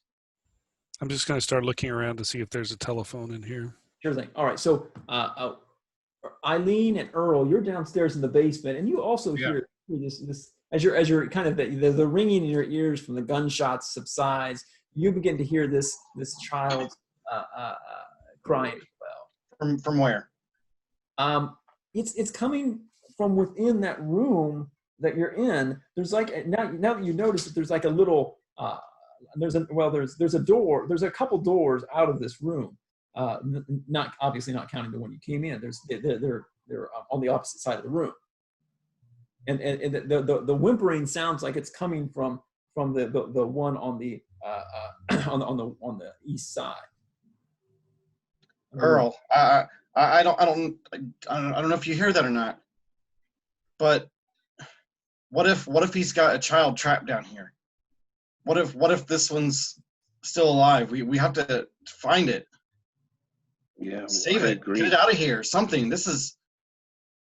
I'm ready to leave, but I'm not going to leave it behind if it's a child stuck in here. Yeah, I hear it too. I think we should go and take a look at that, because we don't want to leave anything down here with there's any more of the critters that we've seen already. Eileen will kind of step back behind Earl because, as you said, she's the smart one. That's a smart move. And the farmer will walk towards the door that has the noise. All right. She'll cower behind him. And Sean, you're down there too, because Tom and Toby went up to try to find a phone to call the police. Okay. So in my looking down, okay, so I'm at a cabinet. I opened and looked in the cabinet. Were there other drawers in that cabinet, or was that pretty much it? No, that you found everything that was defined in the cabinet. Very good. Did I ever find or see not necessarily a journal, but like maybe a clipboard that he would have made notes on? I mean, was anything? No, I mean, there are notes. There's definitely paper down there where he's written down some things and made some observations and stuff. But you don't think that this? We'll make an intelligence roll. Okay. No. No, you don't know. I mean, it looks like he's written copious notes in your mind. But again, so I don't know if you heard, but there's a noise down in this room, and the noise appears to be that of a child whimpering or crying. And Eileen and Earl are investigating that right now. That much I heard. Okay. To clarify, in this room, because there were two doors, or is it across the way? Okay, so on the south side of this room, there are a couple doors. Yeah. And they are going to the southeast door to investigate. Okay. So you go up to this door, and Earl, you open this door, and it opens into like a small, almost like a little closet, right? A very small room with nothing in it, right? There's nothing in it, so it doesn't seem to be. There's no child in here. There's nothing in here. So yeah, it's but yet you still hear from the other side of this wall the whimpering sounds of a child. All right, so you're muted. You're muted. All right. I knock on the door on the back wall to see if it's hollow. Yeah, it does actually sound like that. There's a fairly hollow space behind there, and so yeah, so it does appear to be that there's a cavity beyond that door. So I would yell to Eileen and Sean and ask to see if there's any kind of axes or anything around that we can use to maybe break down the wood wall. Yeah, I mean, if you guys look around, you could find there's like a pry bar back there, which he looks like he uses to open some of the crates for that like what you're going to put the head in. So yeah, there's that. We take apart a wall with that. Yep. All right. So are you going to open the panel then? I'll step back and let Sean go ahead and take a whack at it. All right, Sean. Are you up to it? Yeah, I'm up to it. I walk up, plant it underneath and begin prying apart as carefully as possible. Yeah. So it really doesn't take much. Actually, once you kind of like get a feel for where this panel is, it actually comes away pretty easy. And even more so with the pry bar, you just pop it out and it basically tumbles onto you. And yeah, sure enough, the plank falls away, and you kind of it's fairly substantial, so you have to kind of turn and put it aside. As he's doing that, spilling out of the hole there is a nightmare thing that puts every other horror that you've seen in this place to shame. It is only the liveliest awfulness. It appears to be this sort of like vaguely football-shaped dense sack of mucus and soft, pliable flesh. It's wrinkly and white and pale, and it kind of like it's just like undulating as it oozes out beside you.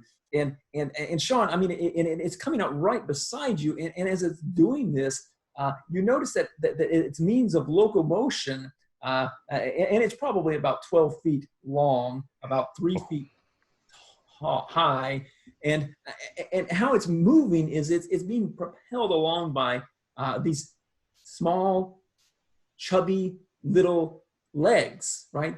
That looks like they belong to a baby or a small toddler, and it's pulling itself out. And as it's doing it, it's guiding itself along with these small, little, chubby arms of infants and toddlers. And one of them like grabs your arm and like pushes it out alongside you. And again, and then you hear from underneath it this kind of like giggling and cooing like a baby makes, and it's slinking out, and from the top, you see as it kind of like Sean, this is right beside your face as this is happening. It kind of squeezes down. You can see that there's like this opening at the top.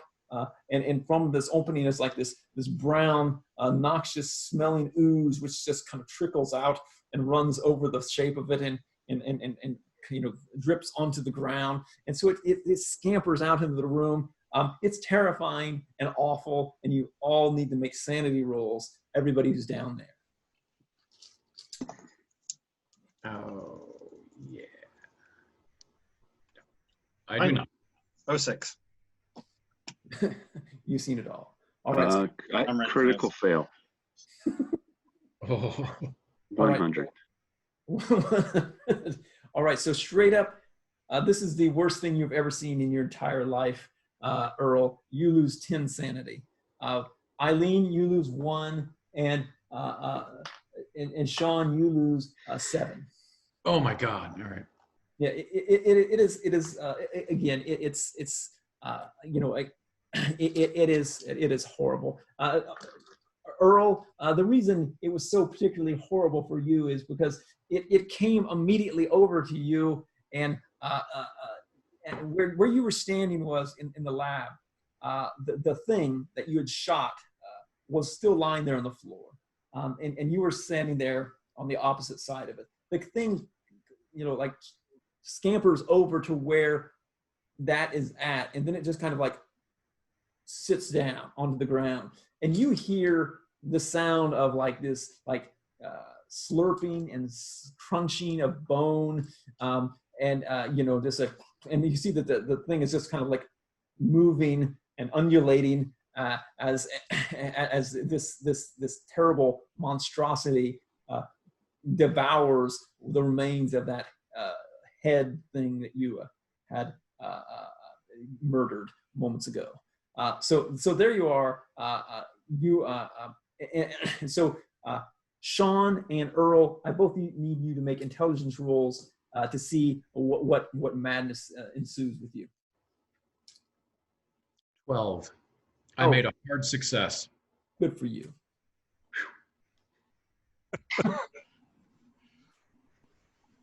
Earl, how did it go? Oh, I didn't run. I failed again, but it was at least 100. Oh, okay. So yeah, you just like basically turn away and like you don't know what you saw, and it must be a trick of your mind. You're just no, Sean, this is the most terrifying thing you think you've ever seen, and you basically just run screaming upstairs in absolute panic. So Sean comes running upstairs. Yeah, I'm assuming I'm hearing like screaming coming from downstairs from yes. both Eileen and Sean and yes. even Earl. So Sean, you were down there crouched in a terrible shadowy place, and you know that terrible monsters lurk in the dark, right? Terrible monsters lurk in the dark, and the only way that you can be safe is if you avoid the dark right now. And that basement is full of shadows, right? And you cannot, you just can't cope with that right now. The idea of being in the dark is absolutely beyond your capacity to comprehend. So you have to stay in the light for the time being. because the shadows are full of terrors. All right, so so the two of you see Sean up there rushing around, acting truly like he's scared of his own shadow as he tries to dart out of the house and get into the bright light on this day. All right, I'm gonna head down. Okay. What about Still you? trying to. Did we ever find the phone? No, you never found the phone. There was no phone. But there's one at Grandma's house. Is there? Did she call somebody? I don't remember. I don't know if a call was placed from Grandma's house. There was not. There was not. Okay. There's not a. But Grandma doesn't have a phone. Grandma doesn't have a phone. She doesn't like modern technology like that. All right. So Sean, you're running around out, and also Sean's running around outside. Right. There might be a problem there. Well, I mean, I'm going to go out to try and comfort Sean, Okay. but my other ulterior motive is to use Sean's car to try and get help. Okay. All right. So Either from the police or from someone in town or. Okay. Yeah. All right. Okay. So for sure. All right. Eileen, Earl, Yes. and Tom. Tom, you come downstairs and you see this terrible, terrible thing that I described before. Go ahead and make a sanity roll. All right, I made it. Okay, so you lose 1 sanity then. All right. You knew there was going to be something nightmarish down there, and it is. It does not appear to be threatening anyone. It appears to be after it ate that thing, which is now completely gone. It kind of like it is just kind of wandering around, and it appears to be. You come down the stairs, you made a little bit of noise, so it's kind of like skittering over towards you. I'm gonna shoot at it with Okay. my .32 pistol. Okay, go ahead. So it says I can either make 1 attack or there's a 3 in parentheses. Does that mean I can fire off 3 shots? Absolutely, yeah. But you will take you'll on the multiple shots you'll get a penalty. Oh, right, that's correct. I will not do that. I will fire 1 shot, Okay. and I got a 97, so I assume I missed You did. out of 45. All right. So again, you're rattled. So you fire the gun, and it strikes the concrete, or I'm sorry, the dirt floor, and the bullet doesn't ricochet, just sinks into the dirt. But the creature like literally jumps off the ground on its feet and kind of skitters back in the direction of Eileen as if for comfort. So Eileen and Earl, what are you doing? I will jump away. And we still haven't seen any sign of Bernard, right? No. Nothing. No. Is there anything nearby I can throw at it?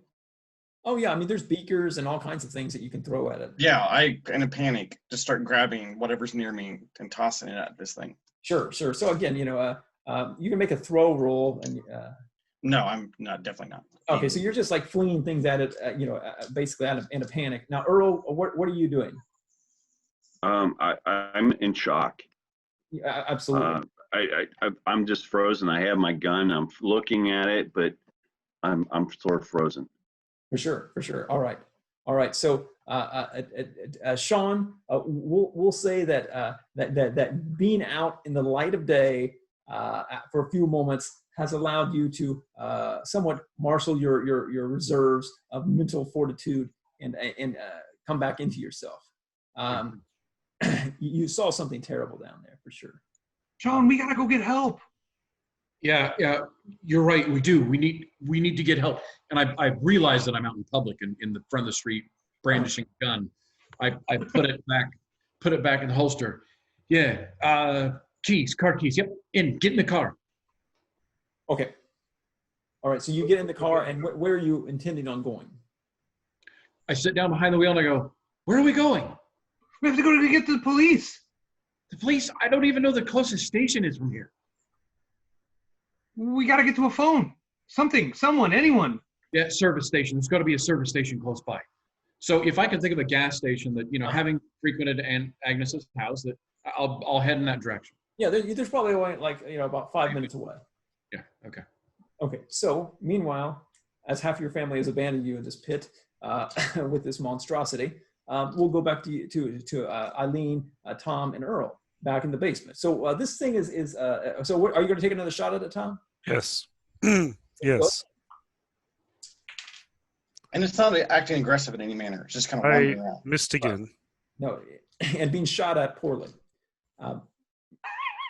So now, bang, bang, two shots into the dirt. And so now, it appears to, I mean, like when the shots come near it, it runs away from them, but it doesn't appear to be necessarily aggressive in this fashion. Was there anything back in the room behind it where it was being kept? You go back and you look in there and you see that there are what appears to be some probably some toys, right? Like some stuffed animals that are all covered in filth of the most unspeakable manner, and probably some maybe a few larger bones that were undigestible, such as femurs or things like that. But other than that, it seems to be a beautiful little nursery in there. Wonderful. Tom, what do we do? What are we gonna do? You can't shoot at it. Do we just? I shoot at it. What you meant is he can't hit it. That's what I meant. Yeah. Earl, what are you doing? I'm feeling very panicked, and I've seen it. We can't seem to shoot it. I got the idea that maybe we should burn the house down. I like it. So I start to look for something that might be flammable, like a gas can or something of that nature. Oh, it looks like there's these weird bottles of chemicals. Certainly something in there would be volatile. All right, did you make your shot, Tom? No, I'm doing that now. All right. God bless it. All right, this time I hit. Regular success. Okay. All right. All right. So go ahead and give me some damage there. 6 points of damage. Oh my. All right, so you shoot it and it like begins screaming like an injured child. So that happens. And so Earl, at this point you manage to find what appears to be a nice gallon-sized jug of alcohol, that would probably be quite flammable. So yeah. I would like to pour it over the benches and towards the area where the creature is, and ask Eileen to if I could have her lighter. Oh, it's on the ground. I don't have my lighter. You'll see it laying over by the curtain. All right. I don't have it. I dropped it. I don't know where it's at. And in my panic, I'm gonna go grab the thing and throw it against the wall. The thing? Yeah. It's like 12 feet long. It's huge. Oh, it's huge. 12 feet. Yeah, it's big. Yeah. Oh, I missed that part. I didn't think it was that big. Well, it's only 3 feet tall, Yeah. 12 feet long. but it's 12 feet long. Yeah. It has a bit of bulk to it. So yeah, It's like a giant tuber. Yeah, it's like a giant, except it's more like a saucer shaped sort of thing. Oh, okay. Yeah. Okay. I'm getting out of there. If I see him starting to get the lighter and dumping some alcohol-smelling chemical, I'm like, Tom, we got to get out of here. He's gonna set this place on fire. I don't want to be stuck down here, and I will go out. All right. I'm gonna shoot at it again. All right. So go ahead. So Tom, you light it. No, I'm sorry, Earl. You've splashed the alcohol about on, and again, there's these curtains there, so there's very flammable. Also, some other, again, wooden benches, and you get Eileen's lighter. All right, Tom, go ahead and shoot. 4 points of damage. Okay. All right. So now, the creature has gone from its crying state to its attacking you state. Okay. So all right. Let me see. I have 2 shots left.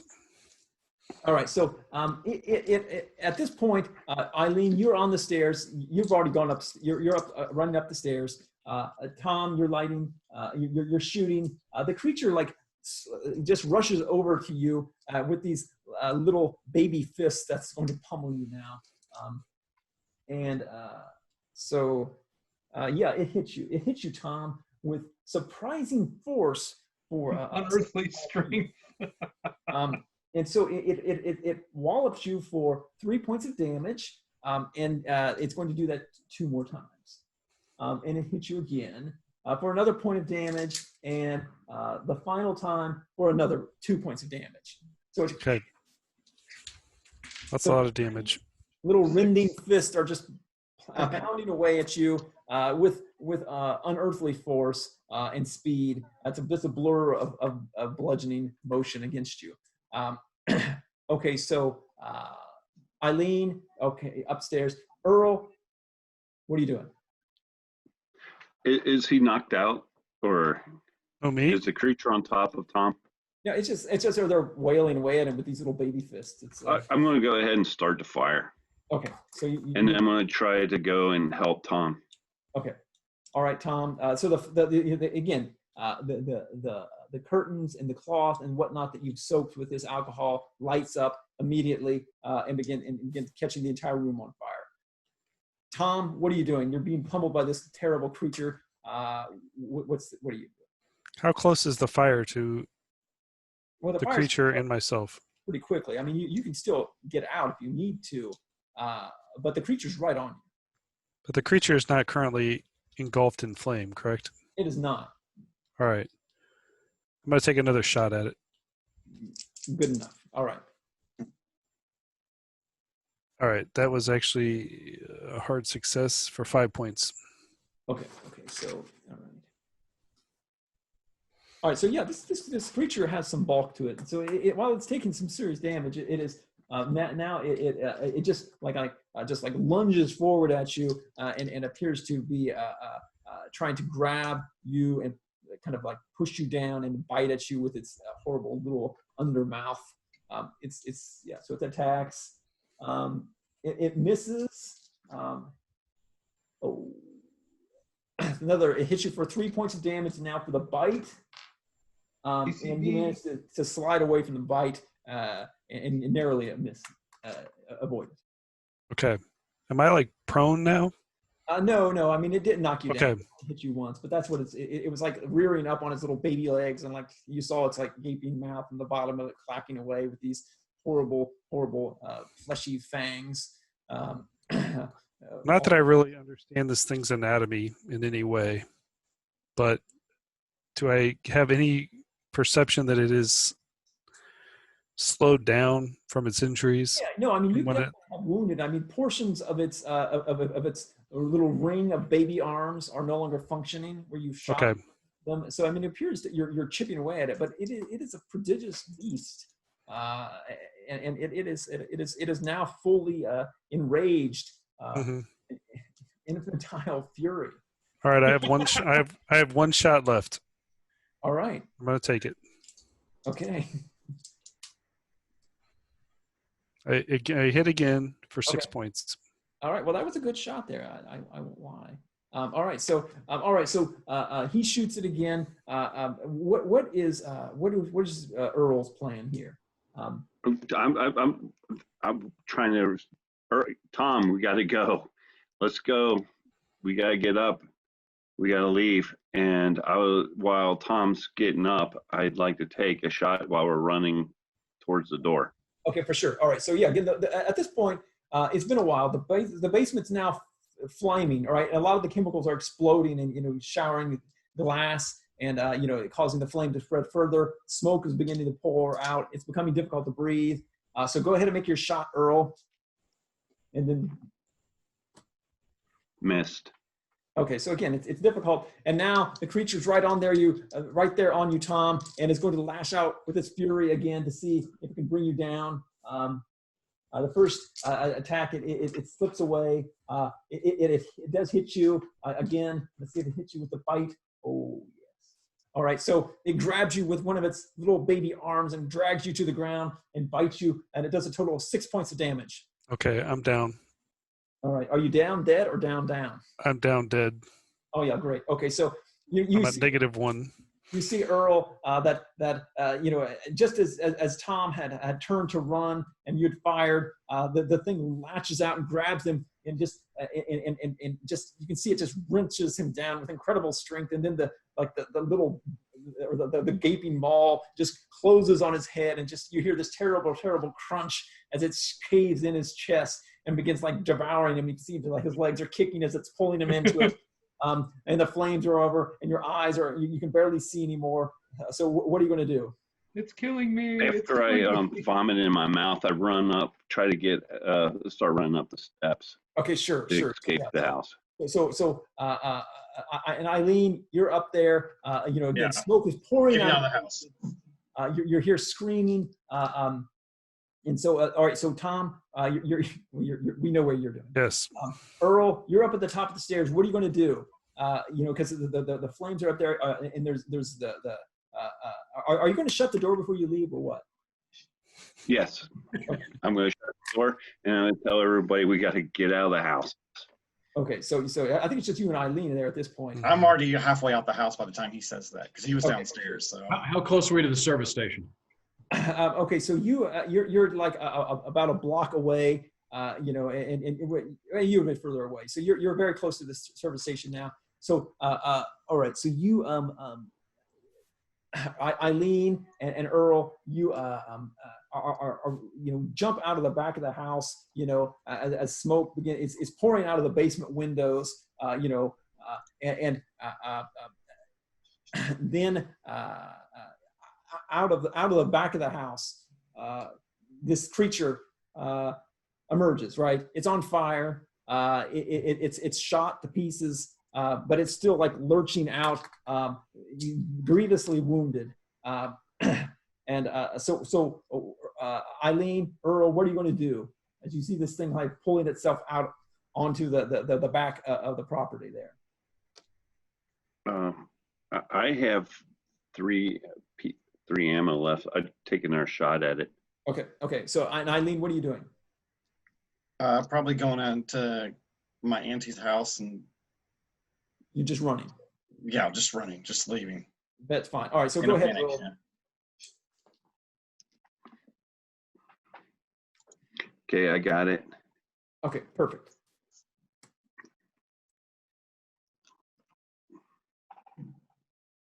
For 5. Okay, all right, sure. So yeah, it was very badly wounded. It had already taken some damage from the fire. So your shot just kind of like it lurches and it kind of just like slides down onto the ground. Still kind of pulsing slowly and exuding a little bit of black goo from the top as it settles down. And it's a terrible sight to see. You, Sean, and Toby, you get to the filling station, and what do you do there? I immediately pull up to a gas pump. Uh-huh. I say, "Have you got a dime to make a call, Toby?" I somewhere, yeah. Go make a call. Go, and I jump out by the pump, and I just go make a call. I go in. Uh-huh. I buy a gas can. Okay. 2 Cokes. Uh-huh. And I head back out and I start filling that gas can. Oh, sure. So, and Toby, you call the police? Yeah. Okay. Yeah. So. You got to come right away. I basically give them the address of my grandmother's house and go one house over. Well, what's the problem, son? Well, we found a body of an infant in Mr. Corbitt's garden. Bernard, the body of an infant. You got to come right away. Are you putting me on? No. It's in Mr. Corbitt's garden. You got to come. Please send a police car. Is this Soda Pop? Is this another one of your pranks? This is not a prank. All right, young man, but if this is, you gotta come right away. I'm gonna box your ears. All right, go ahead. You gotta come fast. All right, we'll dispatch someone over there to see. But I'm telling you, young man, you're in big trouble if this is another prank. This is not a prank. I can't believe what I saw. It's terrible, horrible. All right, so he says he's going to send somebody. So you get your gas can and your Cokes, and Toby's made the call. I am flying out of that gas station. I'm like, I hand him a Coke. I dump the other Coca-Cola out as I'm driving. I said, chug if you want. We got other purposes. And I am hauling butt back. All right. So Eileen, you're there at Aunt Agnes's house, and you see that there are flames pouring out of the Corbitt Manor, and you hear sirens in the distance. And moments later, Toby and Sean arrive back.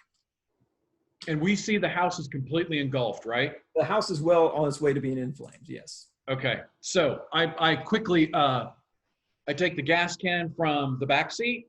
Yes. It goes in the trunk. Okay. I'm also going to set my empty Coke bottle in there as well, since they pretty much had the idea that I was going to take after we called them. And I'm going to be mindful of the sound of the sirens with my gun out. I'm going to walk around the perimeter of the house and I'm looking for the thing. Yeah. Do I see Earl? Do I see Eileen? Who do I see? What did you do, Earl, after you finished it off? I'm sorry, please. What did you do after you finished the thing off? Oh, I run over to Grandma's house. Oh, okay. All right. So yeah. So he was over there at Aunt Agnes's house. And so yeah. So you're over there, and so yeah. Sorry, I'm trying to get back to the file of the house. Okay. Yeah. So can I see it from the Corbitt's property map? It doesn't look like I could see Aunt Agnes's house. No, I mean, it would be obscured by the shrubbery. But again, those are trees, right? So you can actually see, by the trunks, right? You're looking at the canopy of the trees, not the trunks. So you can see through. I can't see through? Okay. As I approach, looking from the ground level of the house, what do I see? Do I see the creature outside? What do I see? Okay, so if you're going towards the back, yes, you would see it out there. And I mean, again, the thing is, it's like a balloon, and it's just kind of like, sinking to the ground, and appears to be, honestly, whatever made up its body, if you will, appears to be deteriorating at an extraordinarily fast rate. Leaving behind the innumerous baby arms and legs. So if I see it rapidly decomposing, then I'm going to turn around with the house on fire, and I'm leaving. I'm going to head back to Aunt Agnes's house. All right. So yeah, for sure. All right. And so you run back, and so the police arrive about the same time as the fire department arrives, and a few moments later, Bernard Corbitt arrives.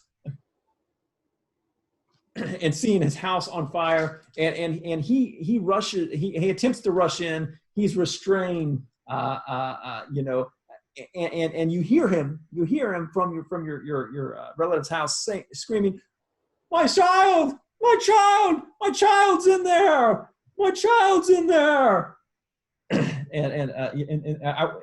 the house is on fire. And the police are holding them back, and the firefighters can barely get in because of the blaze there, and that will mark the sad end of Mr. Corbitt's family.